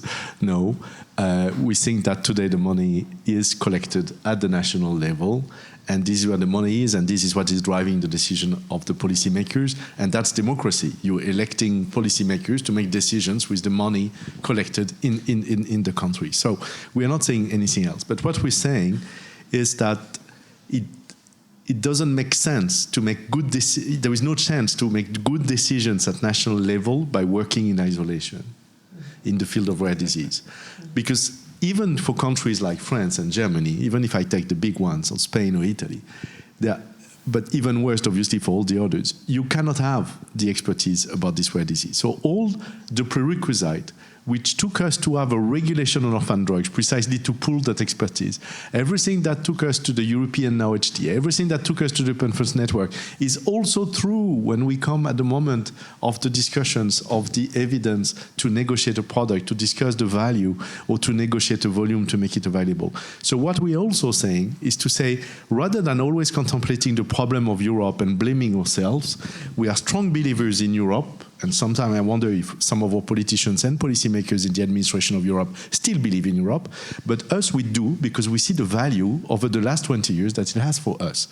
And we believe that by working together, we can turn the inconvenience of having only public system in Europe into an advantage compared to US. Because US, we're saying Europe is a mess with 27 countries, but sorry, US is a mess with 300 insurance systems. And now since Medicare, the 52 different state systems. So it's a big mess for patients too. So I will not try to compare the mess, but what I know is that with our public systems in Europe, if we collaborate together, we rebalance a power between the companies and the member states, which is a good balance, because then you're discussing between responsible person, you're discussing better about the product, you bring the medical experts, you bring the patients in discussion, you discuss volume, even in small population, it makes sense, and then you have a different conversation. And also you have a better predictability. Then it's immediately available in all member states, rather than waiting, as we saw, 3 years on average, but that's for all medicines. For us, it takes 6 years sometimes. Yeah, so and this is a really important point, and I think all the elements that Yann brought up are absolutely true. As an industry, I remember when I first started about 5 years ago, we were tackling cross-country collaboration. So it's when a group of countries with a similar medical needs and similar economic setup and etc. get together because they have a problem. Often it is with an orphan drug, because the populations are small. They need to pool expertise on all levels and help each other. And as an industry, we worked, again, hard to agree that if cross-country collaboration brings faster access, we support that. And we will always support that, because like I said at the beginning, no access is a problem for us as well. Why on earth did we develop a product, not just to have it on the shelf in the business? So I think here we need to find smart ways, and this is why forcing market launch on 27 member states doesn't mean anything. Because some member states will not be able to even do that, and they will not have the expertise to even analyze, what is this product? Do I have even any patients in my country? Why would I put it on the market for what? You know, so I think here we have to be mindful of what the problem is and find the right policy response to it in the right place, because otherwise we're really risking making a mess, and the ones who will lose out the most, patients. Well, I can just only add, I cannot agree more, but from the perspective of European reference networks, we tend to joke, you know, when we meet one another, that we are the truly convinced Europeans, because, I mean, in rare diseases, there's no other way than you need to collaborate. And in genetics, we say, you know, we are now flooded with all the results from genetic testing, and there's a lot of so-called variants of unknown significance. But in fact, if you look at it, those are not variants of unknown significance, those are variants of insufficient sharing, which means that we really need to work together. And I mean, in the board of member states, there comes already sort of a heretic kind of proposal that the principle of subsidiarity, behind which many politicians tend to hide when they don't want to change things, or when they're sort of, you know, have other agenda on their mind. It's not absolute, it's not set in stone, and for rare diseases there could be, and it's of course our dream, there could be some revision of it, because I mean, it's not absolute. It works well for common diseases, but for the less common ones and the complex ones, we need to work together. And indeed, in this case, the power of the Commission should not stop in front of the hospital door. There are two more questions. Nathalie, what is current feedback to FBI access actions from member states and Commission? So it's really interesting, and I kind of imagine that might happen. There's a level of distrust. Now, I've been in the biotech industry a long time, 21 years, and I've moved here 5.5 years ago. So I don't know the whole history and what that's based on. Is it because we don't often come with proposals, or is it because there's a distrust that we're going to stand by our proposals? Or is it just because it's new? It's a new way of interacting where we're not imposed, but we are coming proactively. I'm not so interested on why. I'm more interested in what we're going to do about it, because we've been very concrete. They're not even proposals anymore, they're actions. The portal is working. The members are filing information about where they've submitted for pricing and reimbursement, and they're filling in all the boxes as to where it stopped, and every time it moves, they move them. So we are collecting the information we said we would based on the commitment, and we're making progress. It's worrying to me when the other side says, oh, but it's voluntary. Okay, so if it's voluntary, that means you don't trust us then to do it. But again, we go back to the beginning. We want access, and we desperately want visibility on what the obstacles are, because otherwise everybody always points the finger at us. You're not filing there because that's not interesting for you. So we want this exercise to work so that we can bring to the surface the problems, and we can start looking at the problems instead of just, vaguely finger pointing at each other. So far, I've been underwhelmed by the response. But, as industry, when we commit to something, we do it. And I had to go all the way to the global CEOs, because we've never had a commitment like this in any other region in the world. This was not an easy, win.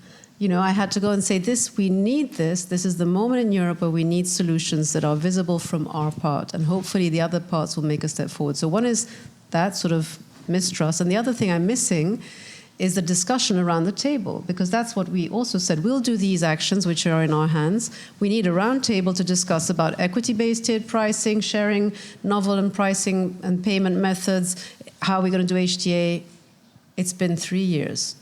I don't know why it's so hard to get around a table to discuss what everybody else is going to do, but until we do that, we are not going to make steps forward.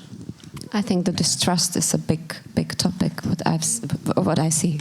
Yeah, may I just add, from the ERN perspective and from the expert perspective, trust needs to be built continuously. And this is a very important aspect. It's a small ecosystem. We are all in there together, patients, experts, pharma, or whatever.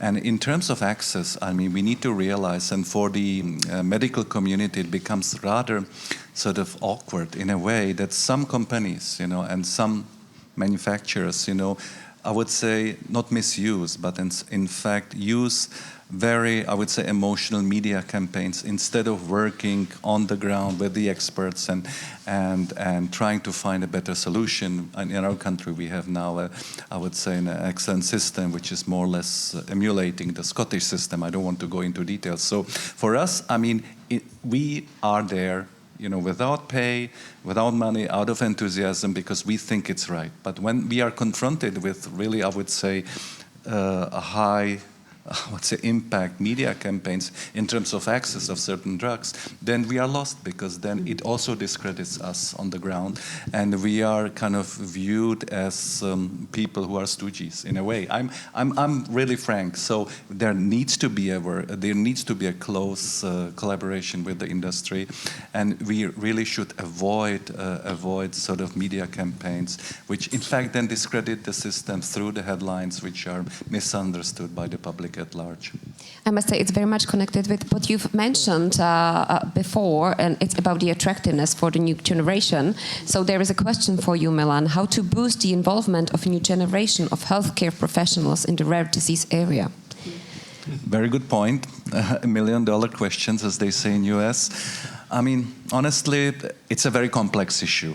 But what I see as a sort of department chairman, and what I see in our young people, the economical situation is changing. They are our young doctors and nurses and whomever also researchers are facing a dire economical prospect. They need to pay for rents, they need to pay for energy and so on. So to cut it short, I mean, they have the enthusiasm, but unlike the previous generation, in a way, they need to also work with a more sort of structured system where the financial flows are more predictable. It's the same with the industry. Yeah, like what Nathalie was showing, you know, they need predictability, they need a system, they need finances, and that's only when, from their pragmatic millennial point of view, they will be able to continue and carry the baton forward.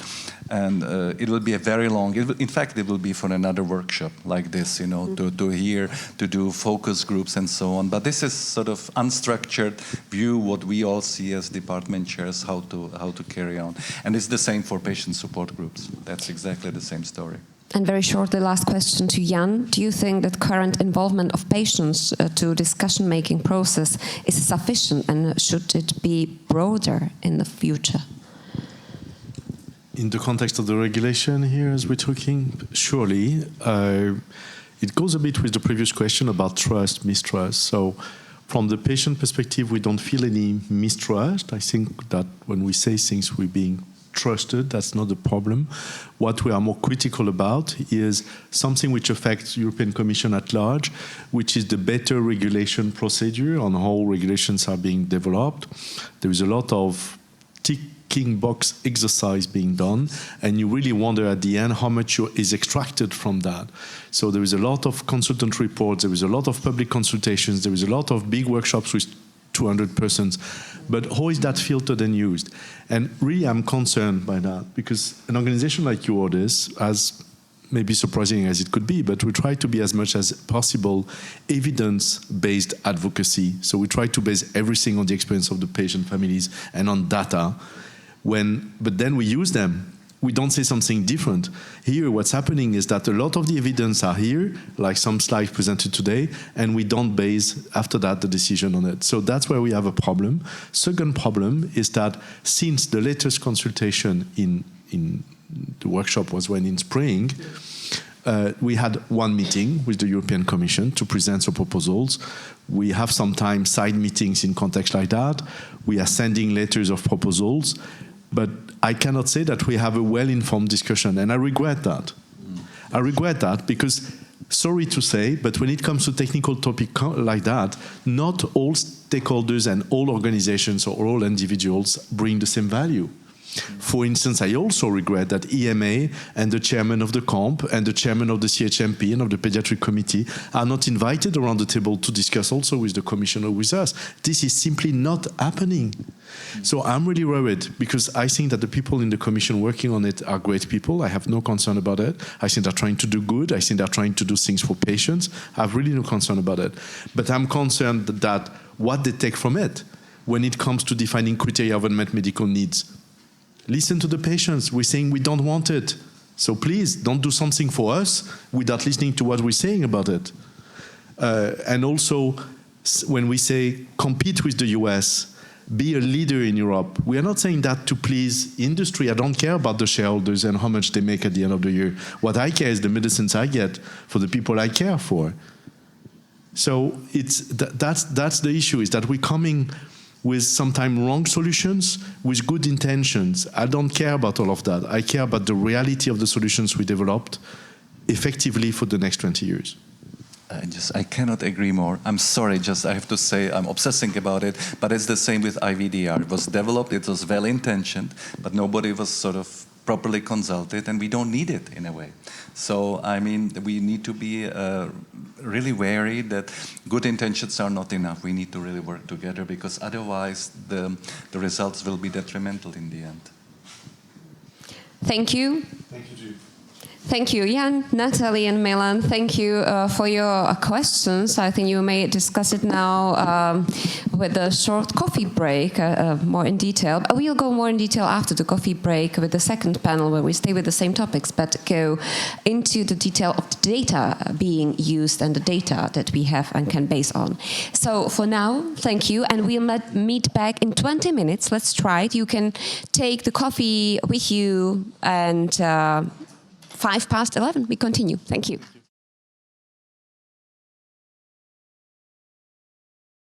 So once again, welcome back, and let's go even more into detail of our topic. What should the new regulation on orphan and pediatric medicines look like?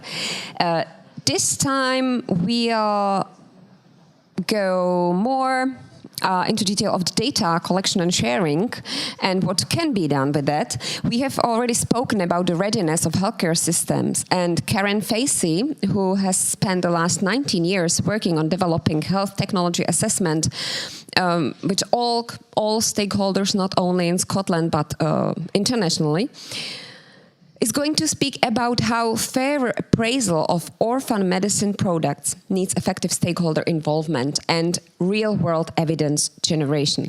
Karen is with us, but online. So Karen, welcome. I hope we can hear each other, and we'll soon find out if we can also see each other.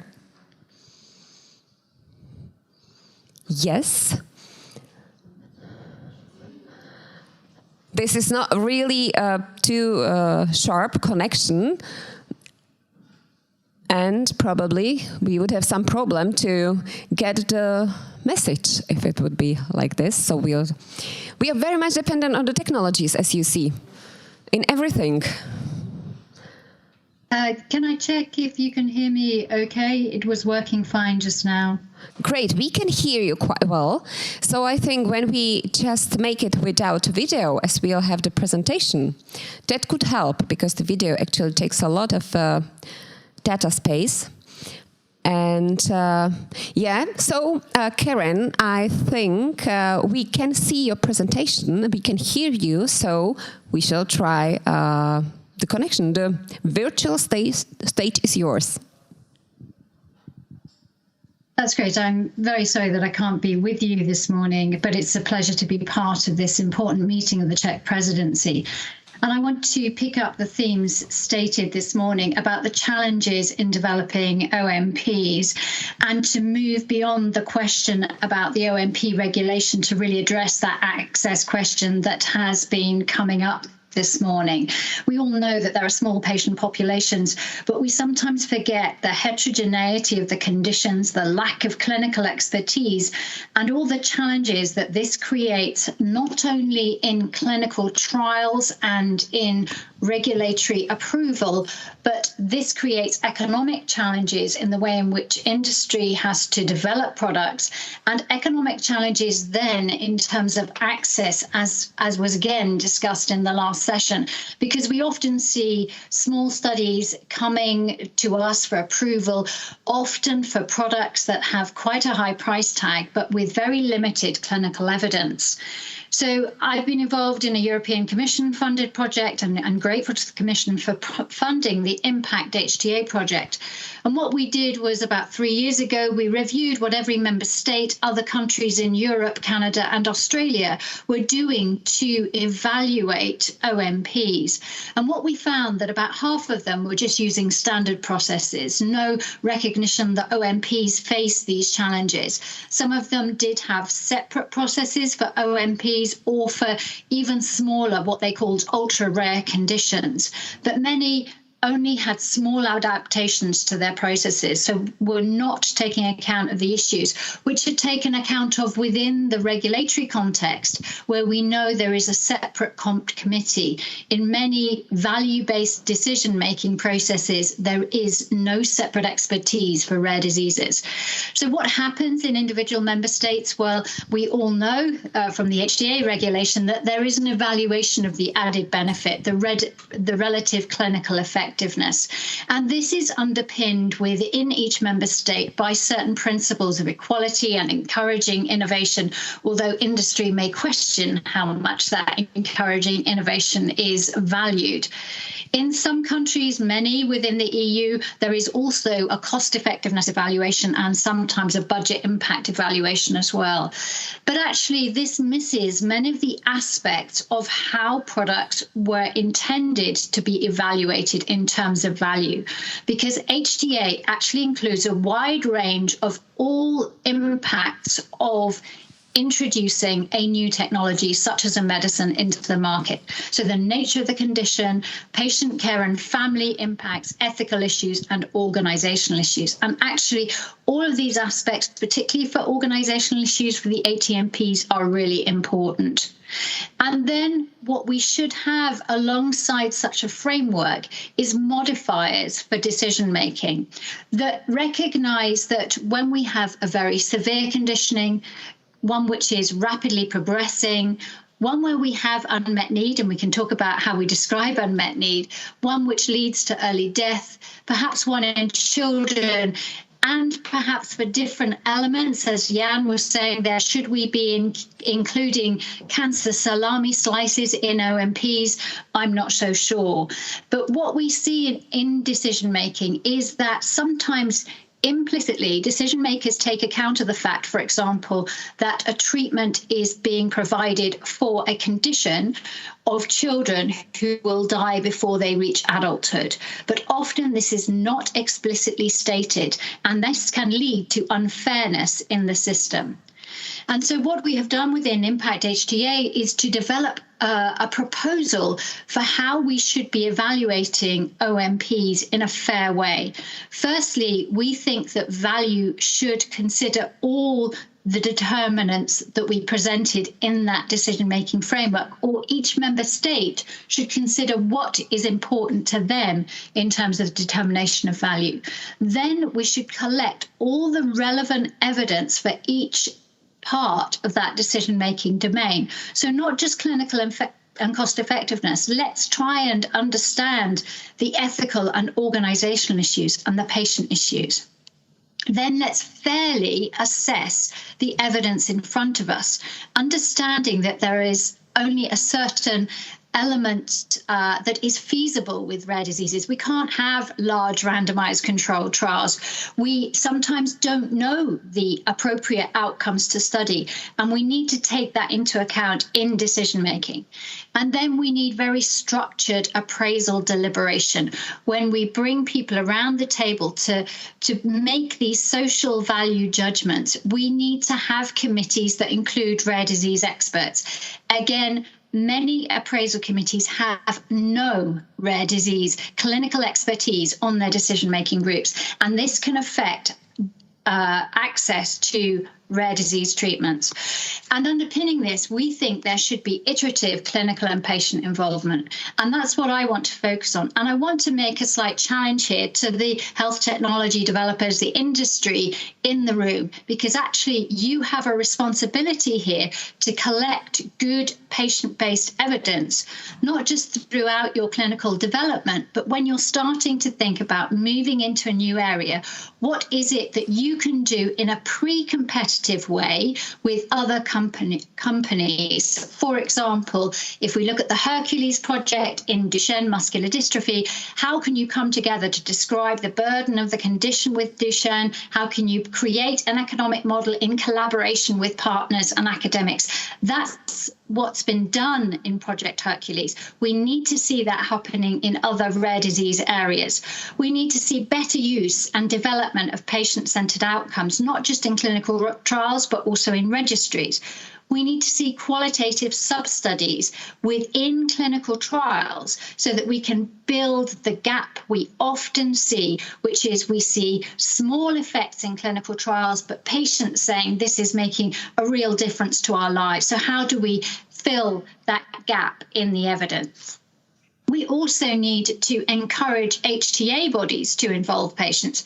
Now, this has been a mission of mine for the past 20 years, and it takes time.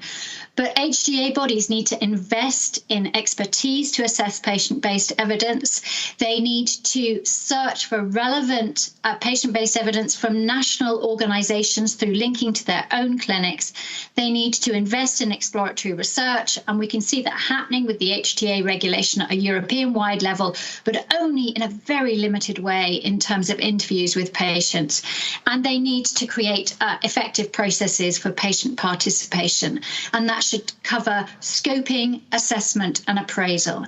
And I would say here that it's not just patients that need to be involved, but clinicians as well. And what we're trying to do is create the best evidence base possible to determine the value of an OMP. And if I take my situation in Scotland, we have great data. I was excited coming to Scotland 22 years ago. We've had a unique patient identifier since the 1970s, all sorts of national data collection systems, administrative within our health system, led by clinical leaders in terms of registries. But actually, this information does not get joined up and it does not get used for value-based agreements and within our discussions about new treatments. I think that's a travesty. So we've been working within the Real World Evidence for Decisions initiatives led by Inami Riziv in Belgium to really consider how payers might be able to use real-world data to see some of the gaps we find in the value dossiers for OMPs. And what we've done is been working with individual member states to ask them, can you map your national data sources and identify those which would be most useful for payment and reimbursement processes? And we're pleased to publish those on our website. And I think, yes, we can wait for the European health data space, and we're having good discussions about data quality and governance, but we can also learn from one another as well. And we know that countries like Finland and France are leading the way, and we can look at what they're doing. Because I think that use of real-world evidence coming from our health system is a key for rare diseases. And that needs to start with joint scientific consultation across HTA bodies with manufacturers, with clinicians and patients, but also with regulators about what real-world evidence might be needed to demonstrate the value of an OMP. We then need to agree how we will critically assess that real-world evidence and whether we might need to collect additional evidence after we've made an initial pricing and reimbursement decision. And ideally, what we need to do is actually not think about that limited life cycle of real-world evidence generation, but extend it in two ways. We need to start thinking about this in horizon scanning. And we're seeing now a number of joint horizon scanning initiatives across payers.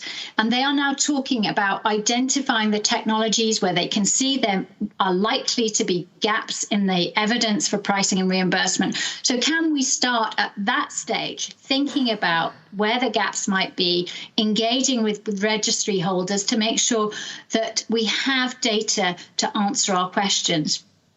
And beyond that, when we think about national agreements to inform our pricing and reimbursement decisions, how can we align across member states to collect the same core minimum data set and bringing that together? Because actually it makes no sense for rare diseases to be doing this by individual member states, but it seems hard to align this. And then we need to bring that all together to optimize treatment as we see more treatments coming into the field. And we've seen this happening in organizations like IFA in Italy, where they have their own national registry system. In England, we link into clinical registries, and a number of other countries do this or establish new clinical registries. And we've been excited to see what's happening with the EBMT hosted within the European reference networks about how the regulators have worked with this registry to organize data collection for their needs. Why aren't we doing this in HTA? And we have a process by which we can quality assure registries, which was developed by the European Network for HTA.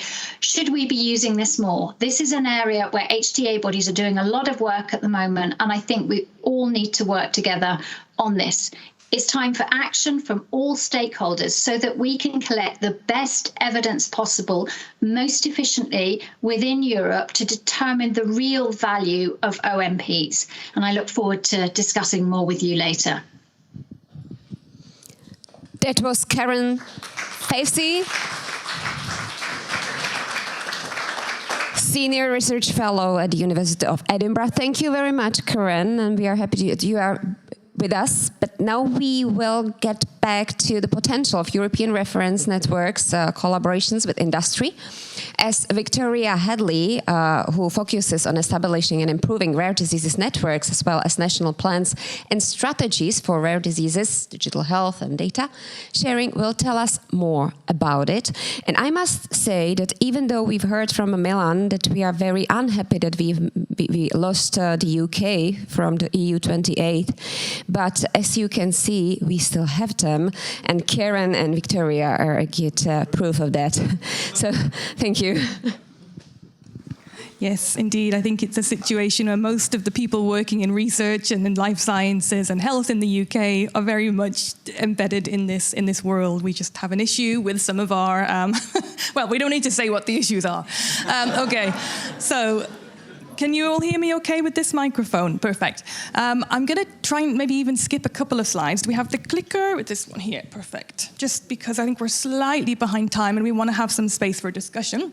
So yes, indeed, we had really good discussions earlier today about the specifics, what should or should not go into the regulation. So I'm going to take us a little bit back from that and talk for a few minutes about how we can try to enrich and improve the broader ecosystem in which research and innovation and knowledge generation and data generation can happen better, faster and smarter to help with this continuum approach that we've talked about. So just very briefly, I'm a rare disease policy manager at Newcastle University. It's been my pleasure to work on lots of European projects over the years, especially in the policy space. And since April, I'm also doing a little bit of consultancy for a project called Together for Rare Disease, which is doing something really important in this space. And I'm going to focus on that for quite a bit of the presentation. So we had a really nice introduction to ERNs this morning from Macek, so I'm not going to go through all the details of what they are, which is great. But an important point, I think, to mention is that, yes, they are first and foremost dedicated to care, and they should be, when they've reached all of their potential with all the support that they need, really great equalizers to raise the level across all of our countries. But they do also have an important research mandate. The poor ERNs have a lot of things to do, but research is really important. They have to make a contribution to research. This is in the legislation. Specifically, they need to identify and fill research gaps, promote collaborative research, and reinforce research and epidemiological surveillance through setting up of shared registries. And I'll come back to the registries in a second. And this makes sense because ERNs have a lot of advantages. They're perfectly set up in many ways to really move things forward on the research space. I won't go through all of these, but for example, their comprehensive scope, I think, is a really important, unique added value of the ERNs. So across those 24 networks, almost all rare diseases and a few specialized procedures and surgeries have a home somewhere. Now that's the ideology, that's the way that we set the ERNs up all together many years ago. The reality is that within each ERN, there, of course, are disease areas that are better understood, that have had a longer track record of research and care. But the idea was always that through a stepwise approach over time, the ERNs will really cast a light on the so-called neglected diseases, on the areas where nothing's happening. And I think that's important. There are lots of other advantages, the fact that they link the care and the research spaces, which we know we need for rare diseases. That barrier is often very blurry. It has to be, because we know so little about some of the diseases. They are permanent in theory, as long as they pass their evaluations every 5 years. So these are not short-term 3-year projects that come and go, and it's very difficult, therefore, for stakeholders to collaborate. In theory, these are a new entity on our horizons, and they're already operating at the European level. As Milan said, the next challenge is to think how we can embed them a bit better at the national level sometimes. And there are lots of opportunities around data generation, data linkage, data sharing, and we can talk a bit more about this in the discussions. The problem is that when it comes to ERNs and research, I don't want to suggest that ERNs are not doing research. They are. They're doing certain types of research. But really, to go far and to do really meaningful things, you need to have some kind of collaboration with industry. And so far, that's been quite a difficult thing. There's been a lot of barriers to this for various reasons. And actually, many, many years ago, way back in 2018, we had the last big face-to-face conference in Brussels about this topic. And Luca Sangiorgi and I were chairing a session about ERNs and research, and everyone kept saying, we can't fulfill our research potential if we can't collaborate with industry, if we can't build these discussions and start working together. So we use the analogy of an aeroplane. You've got ERNs or aeroplanes, they've been beautifully decked out, there's all this effort, all of this energy spent on getting the carpets right and having the nice paint. They're now sort of moving along the runway for care. They're really going places. But they're not going to be able to really fly. They're not going to really be able to fulfill their research potential unless we can find a way to unlock these barriers. And actually, our DG Santé colleagues were very supportive of this. We've had numerous projects which highlight this need. The Rare 2030 Foresight study led by EURORDIS, which a few people in the room worked on with us, is a really good example. We had a few recommendations in there about the need to try to push the needle on this. Not to just open all the floodgates and to have everybody start doing whatever they want, but actually to start thinking about what sorts of activities can ERNs and companies really work on together? Where are companies the best partners? And what kind of good practices would be needed to start doing some of this work? So I was really pleased to see at the start of this year that the Together for Rare Disease project got up and running. And that's entirely dedicated to this goal of unlocking those opportunities. So the Secretariat is hosted by FIPRA. There is support from several individual companies, but also from UCOPE and FPA. We have a steering group which involves a number of ERN coordinators, EURORDIS, individual research, representatives from all of the different projects in the rare disease research space. And so the ERICA project, the EJPRD, because everybody's looking at a little bit of the puzzle of this. And I have to say that the FIPRA Secretariat are doing a great job at going out and building some political energy around this, trying to build political support and momentum, because we need to have support from the member states. That's really, really important in this. So we have several MEPs. We have Frédéric Ries, we have Sarah Siajas, we have Andrei Knyotchek, I hope I'm not destroying everyone's names, and we have Stelios Kimpourapoulos, who's recently joined as well. In the interest of time, I'll probably actually skip through some of the barriers, but depending on who you ask, there are different reasons why there hasn't been so much collaboration to date between ERNs and industry, and I can talk more about that later. But a lot of people think that the statements released from the Board of Member States, particularly the 2019 version, especially the activity which mentions no direct contact around establishing and maintaining patient registries, I think that the ERNs which haven't come from a research-strong community, which haven't really been doing this for a long time and don't really know how and where and what they can do with companies, they've been a little bit nervous to actually broach down this territory because nobody's really sure what is allowed, what's not allowed, what would happen if they start doing things.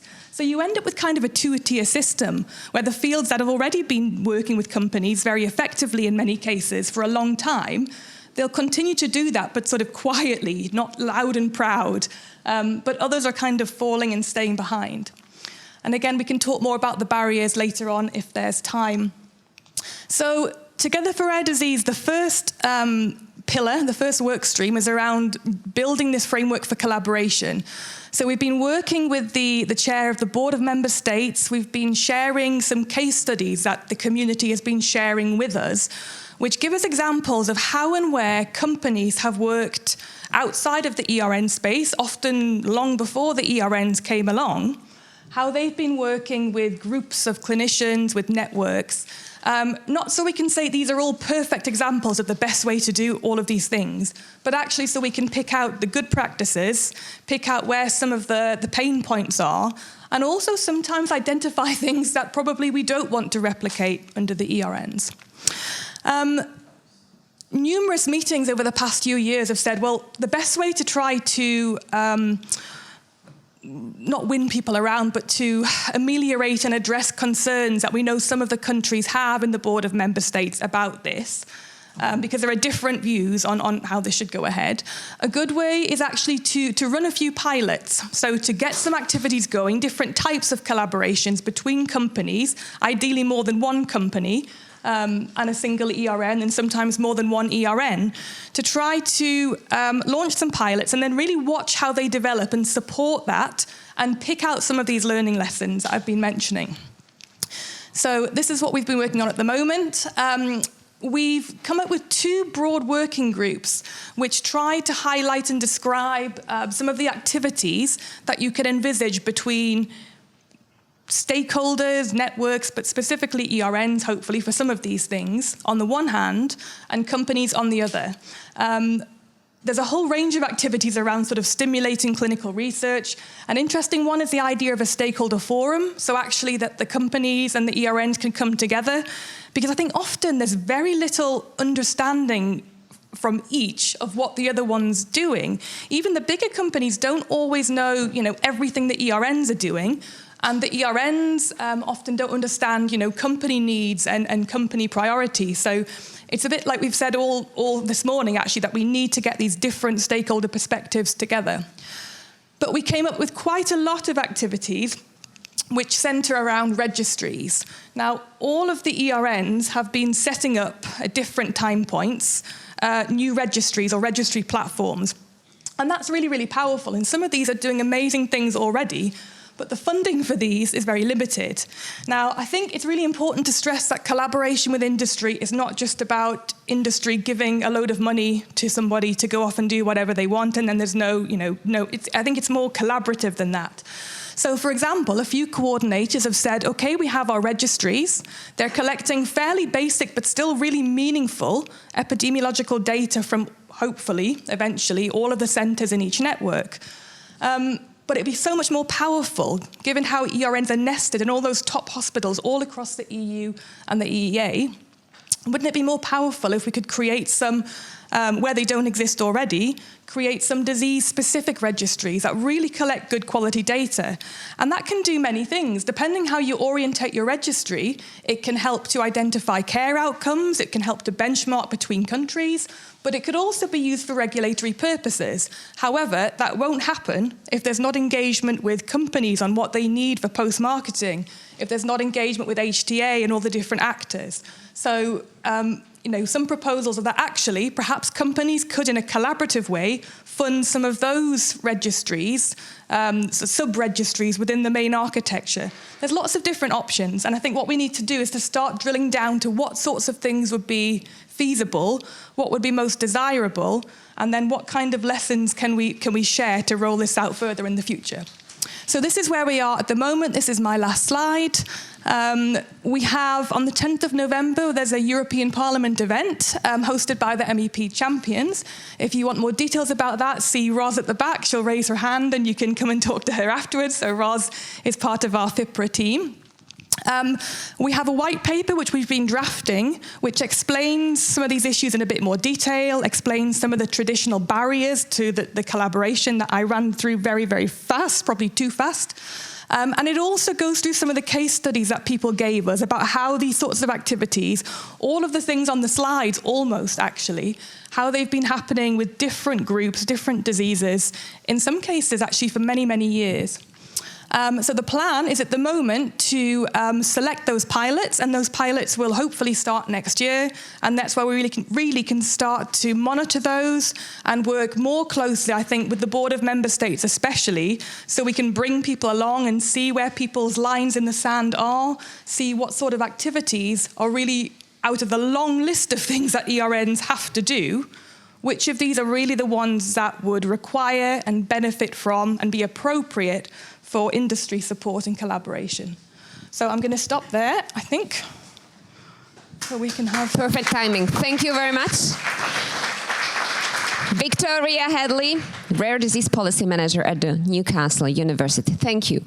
And the third one to this panel is Jakub Dvořáček, the Deputy Minister of Health of the Czech Republic, who should tell us what the national authorities as well as European authorities will take out of all those studies and recommendations that we've just heard here.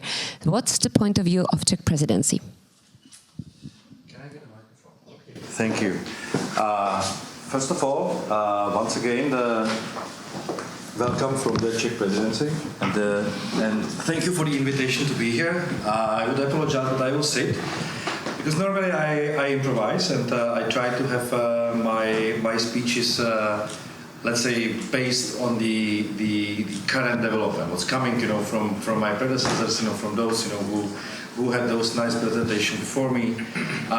This time, I would like to read it, a number of things which are now formulated for the Czech Presidency position towards the rare disease area, and I believe it needs to be precise, much more precise than just basic explanations. But before I will come to those key messages of the Czech Presidency towards the rare disease area, I would like to really thanks to my colleagues from Czech Republic, especially Professor Macek, who is here, Anička Elnasová from Čavo, who is also here.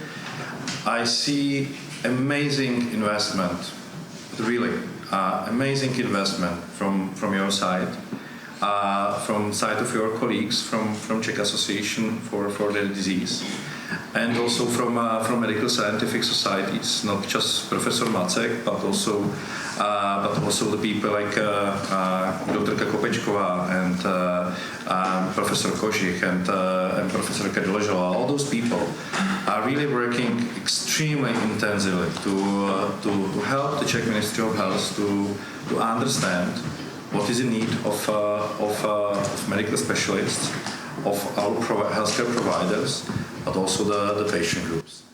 Yes. No problem. You can change it during time. No problem. And what's remind me, and it was nice to listen to Karen Facey, and I again have to appreciate also her work. She's with us for last 10 years at Czech Republic, supporting us, from early beginning to allow the patient groups to be the part of not just evaluation process, but also the decision-making process. It took really long time, but now we have patients in all these two extremely important areas.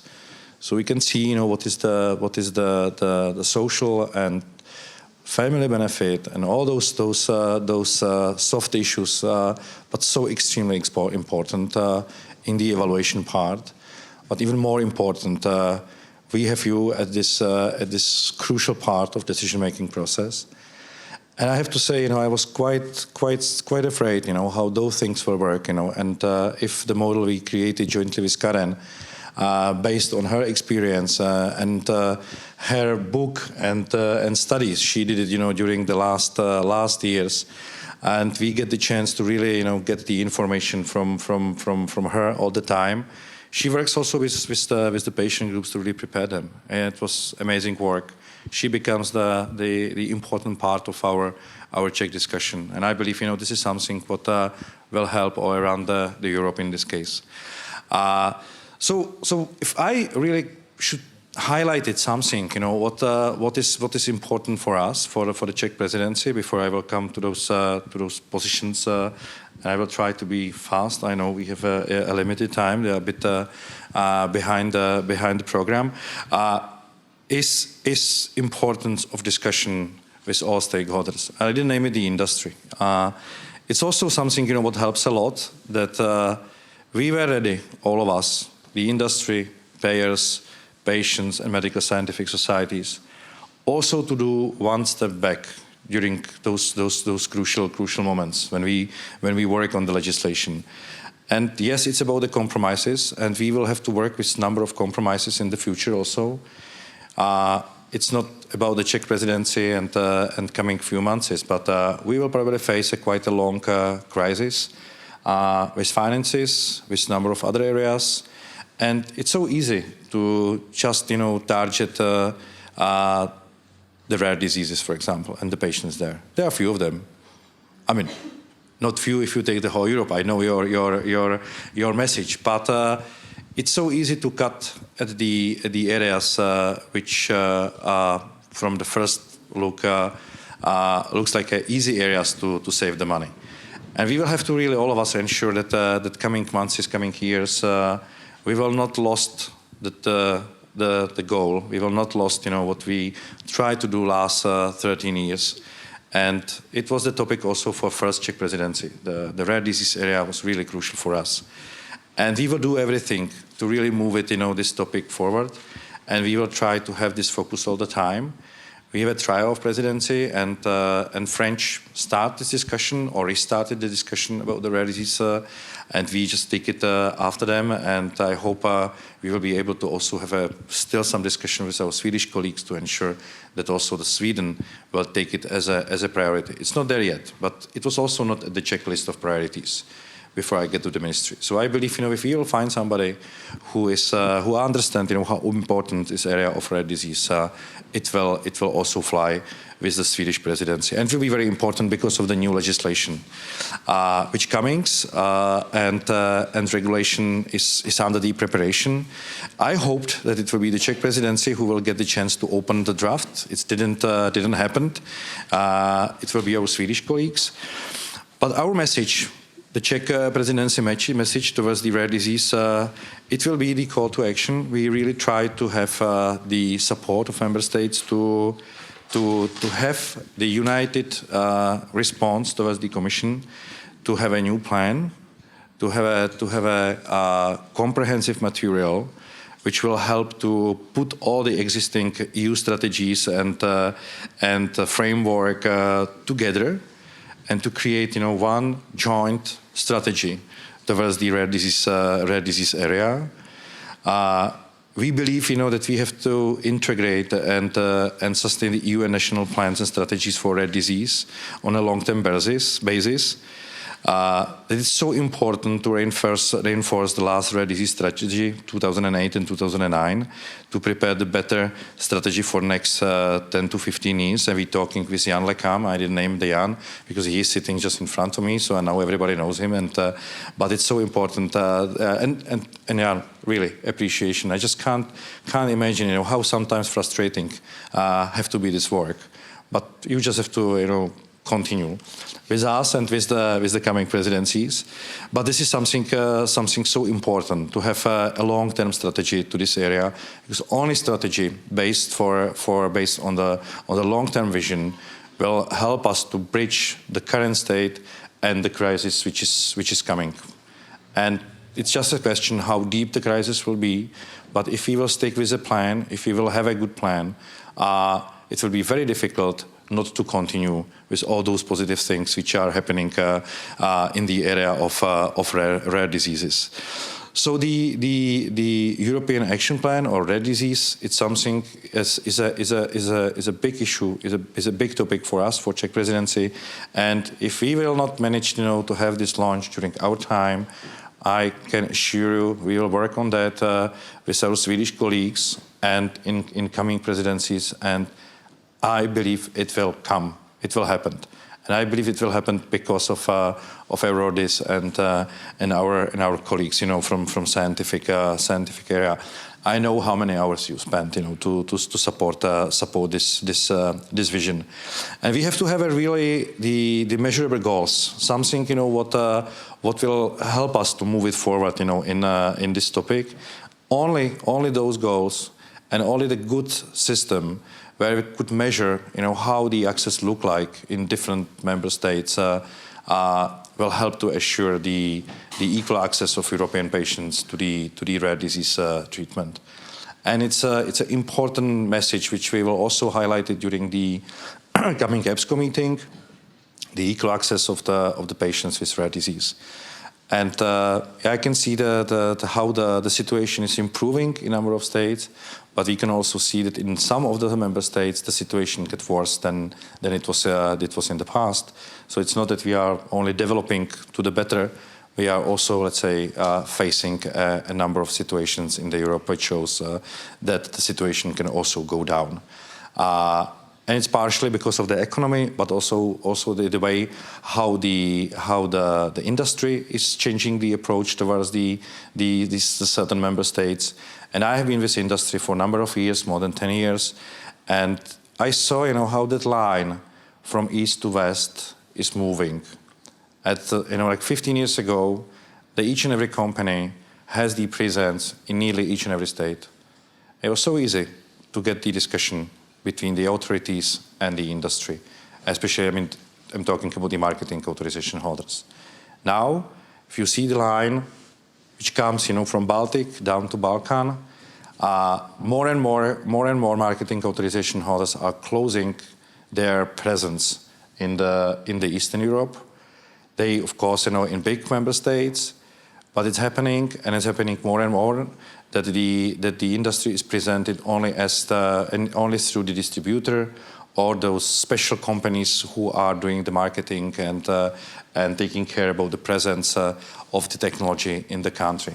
But it's so difficult then for the national authorities to have a straightforward discussion with the industry. So I hope that it will somehow stabilize. We will find a way how to continue to have this dialogue, and it will be hopefully not based on the regulation, but based on the dialogue, which have to come in this area. So I mentioned it, the European Action Plan on Rare Disease. What we also see as important topic for the Czech Presidency, and the first conference we had it was a really first conference, or the second conference we had it during the Czech Presidency.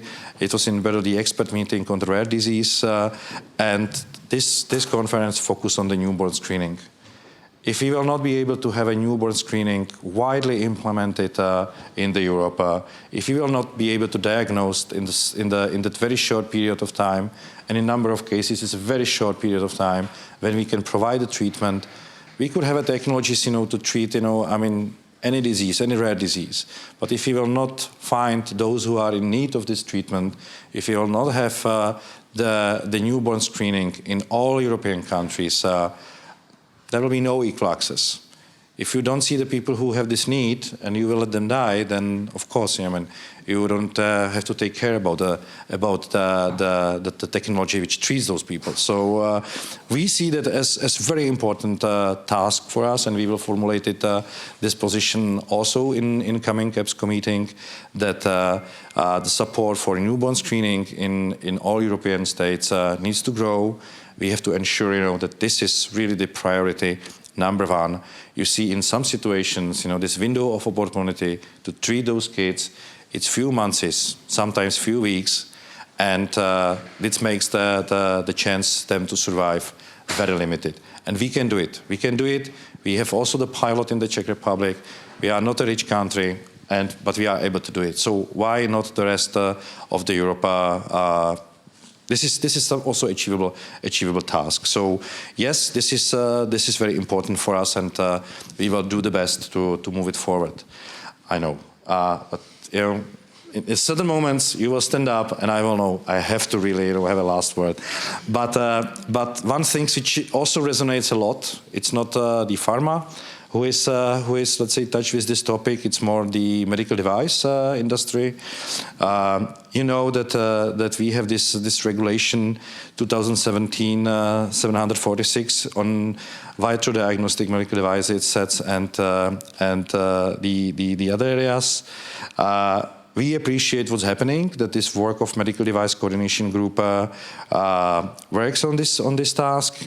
But we also see a lot of troubles there, and those troubles are touching the area of diagnostics and also the area of treatment of people with rare disease.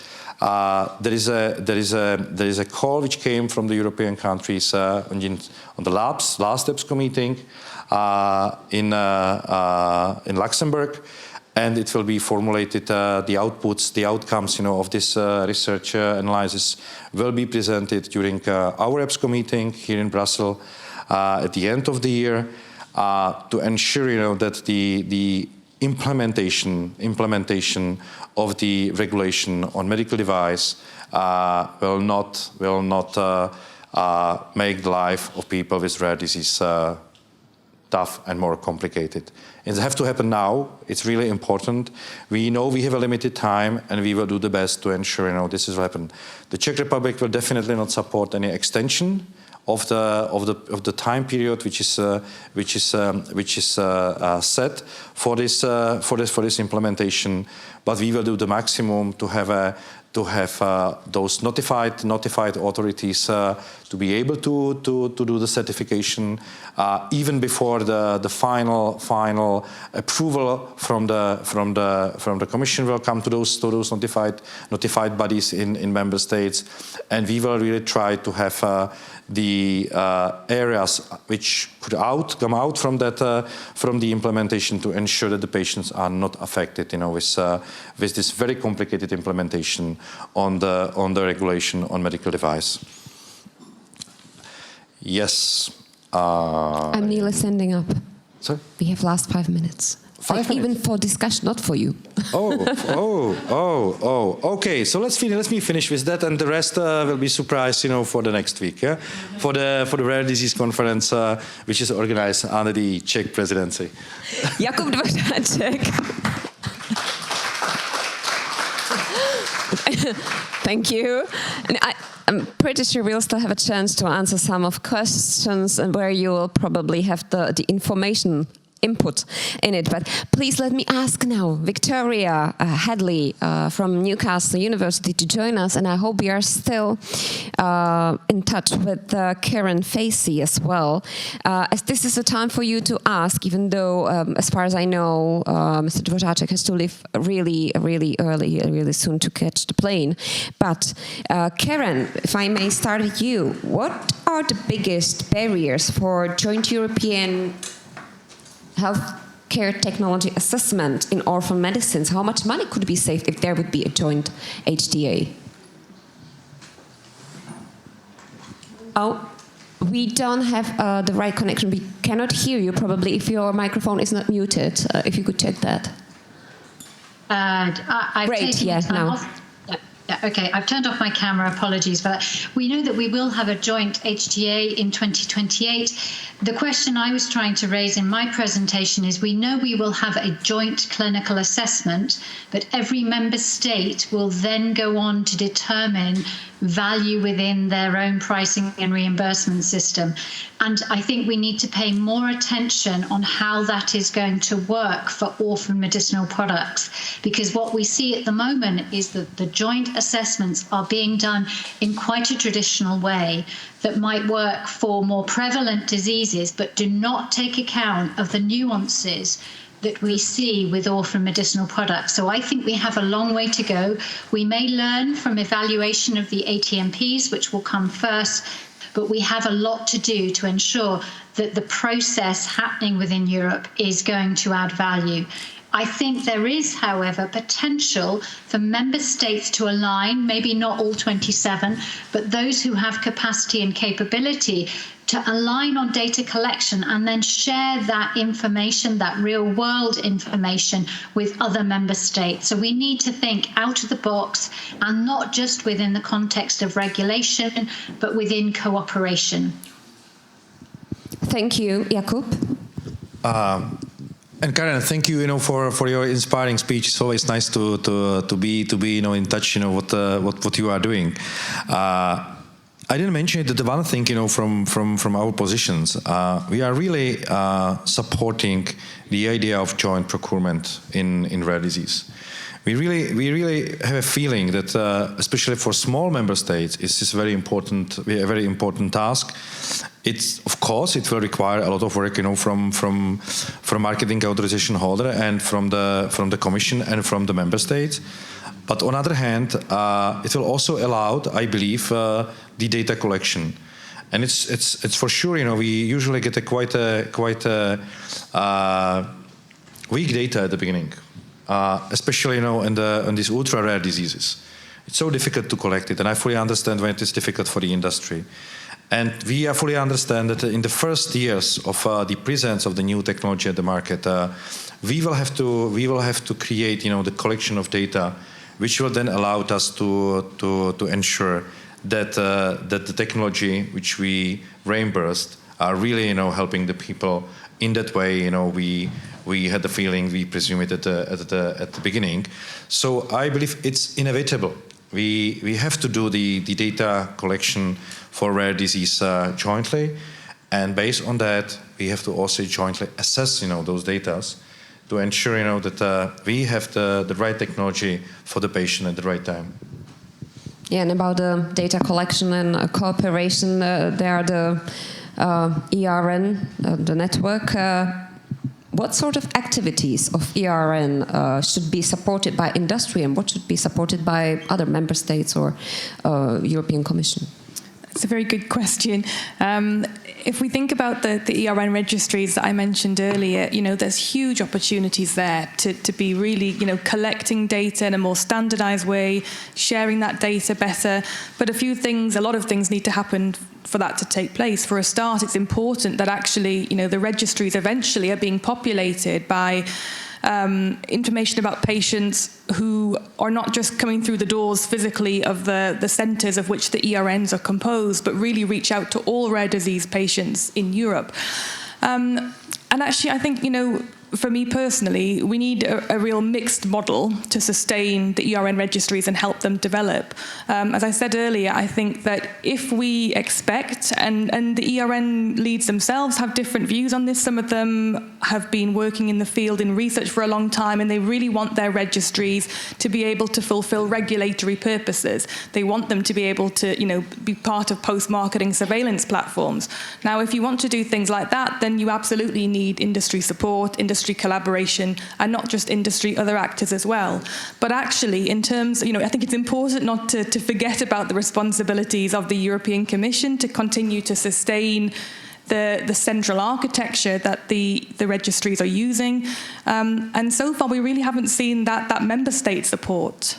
Some of the ERN registries already are collecting really valuable data showing, as I said in the presentation, what the outcomes are for patients with particular conditions. And you can benchmark and look between countries. Now, that sort of data is really valuable, actually, but there's a real challenge. The more, to have really meaningful data, until we get to the point when we can really safely and efficiently pull data in from health record systems, which is, I think, going to be quite a long way off, you need somebody to be entering all of this data.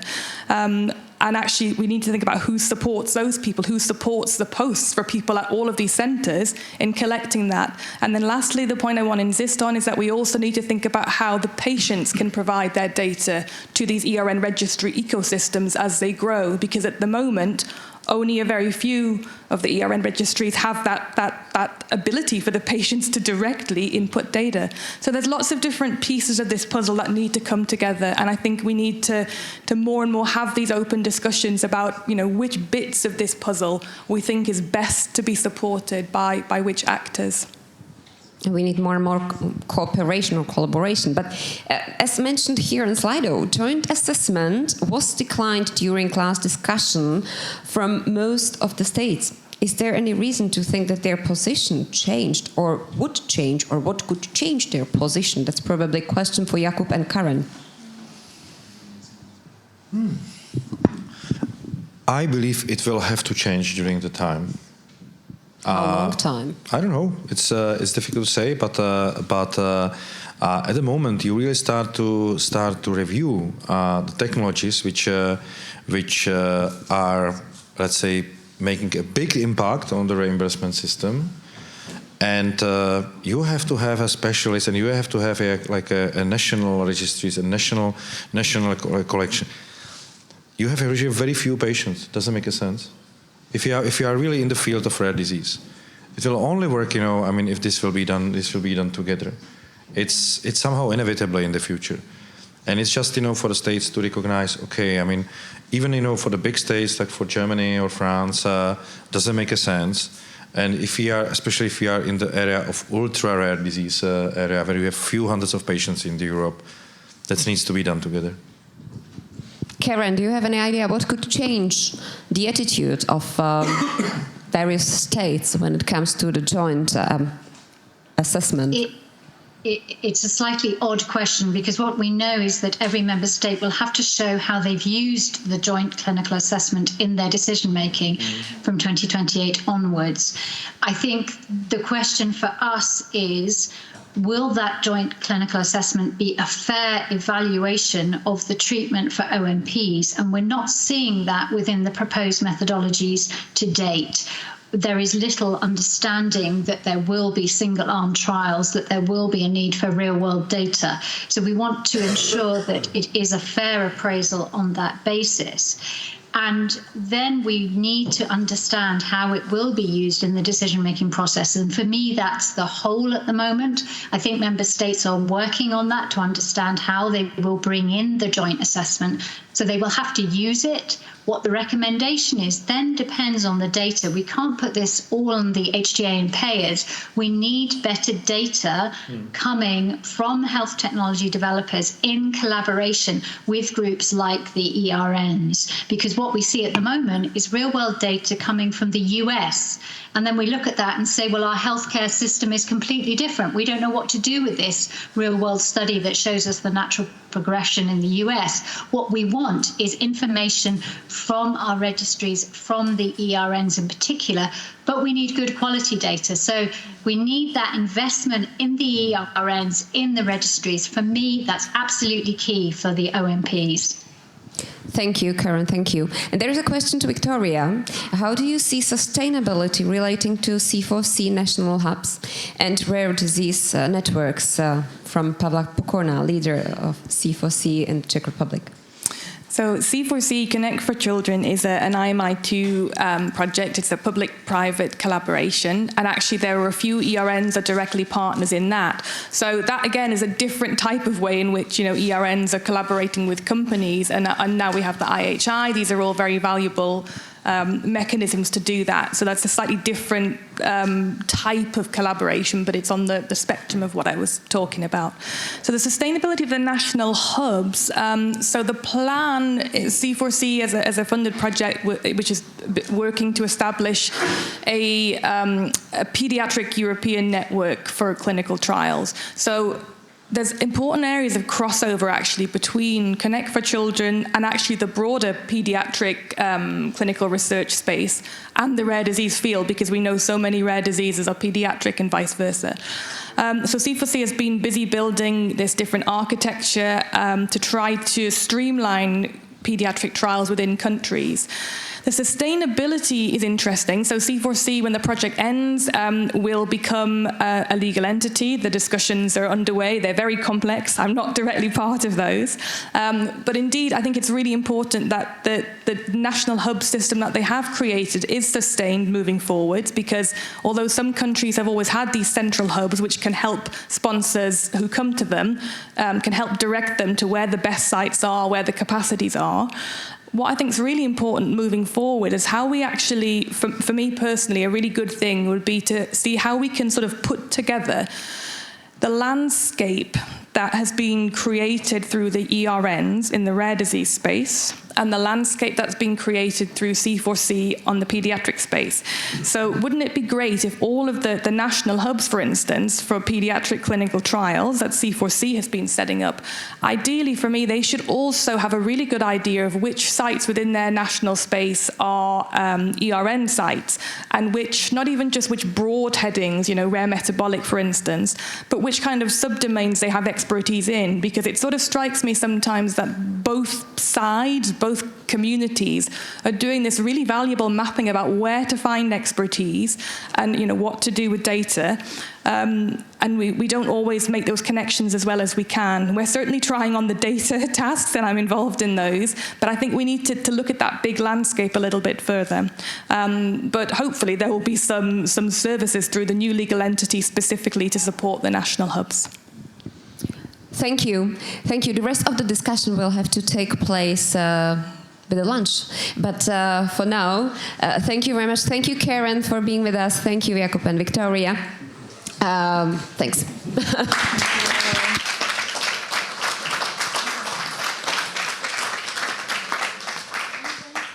And we have the last point of the official program ahead of us, and that's a conclusion. And I'm happy I'm not the one to conclude. So let me ask Pavel Sedláček, chairman of the board of the Association of Innovative Pharmaceutical Industry of the Czech Republic, for his conclusions and maybe a better summary of pharmaceutical industry's view on rare diseases topic. So, good afternoon, ladies and gentlemen. As we are a bit over the time and also standing between you and lunch, which is always tricky, I will use the example of Jakub. Also, I have 3 pages prepared of conclusions. I will not use them, right? And I will try to do conclusions from what really impressed me from today's discussion. But first of all, let me thank to all who participated. Definitely to all of the speakers for not only having prepared really very informative, rich slides and a lot of information, but I think definitely for their passion and enthusiasm. I think this is slightly different or maybe unique when we talk about rare disease area. You could feel the passion. Everybody who is involved is really full of passion for it. So big thank you. Thank you all for the very busy discussion. That's always good. Thanks to Prague representation to European Union for allowing us in this beautiful and unique space. Thank you to all my colleagues from IFP for putting this together. So 3 conclusions I'm taking from this meeting, and I hope we can develop them further. The first one, let's continue to talk to each other. Let's continue to listen to each other. And I think what was really nicely put together today or named, let's respect and let's trust each other. I think this is the base for not only developing nice and good and practical and working regulation, but it's the base for really getting the goal achieved, treating the patients in Europe. And I have to really name also this, what really I like, was this unmet and met medical needs discussion Yann was putting forward, and maybe connecting it back to last seminar we had here in Brussels 3 or 4 weeks ago. I think these are the patients' needs, because in the end, only what matters is if the patient's need and each individual patient's need will be met. The second, I think we discussed in the second part, are data. I think we are talking about the data a lot. I believe that in medicine we are really good in gathering data. But I think what we need to do is really analyze them, work with them, and most of all, make the decision based on the data.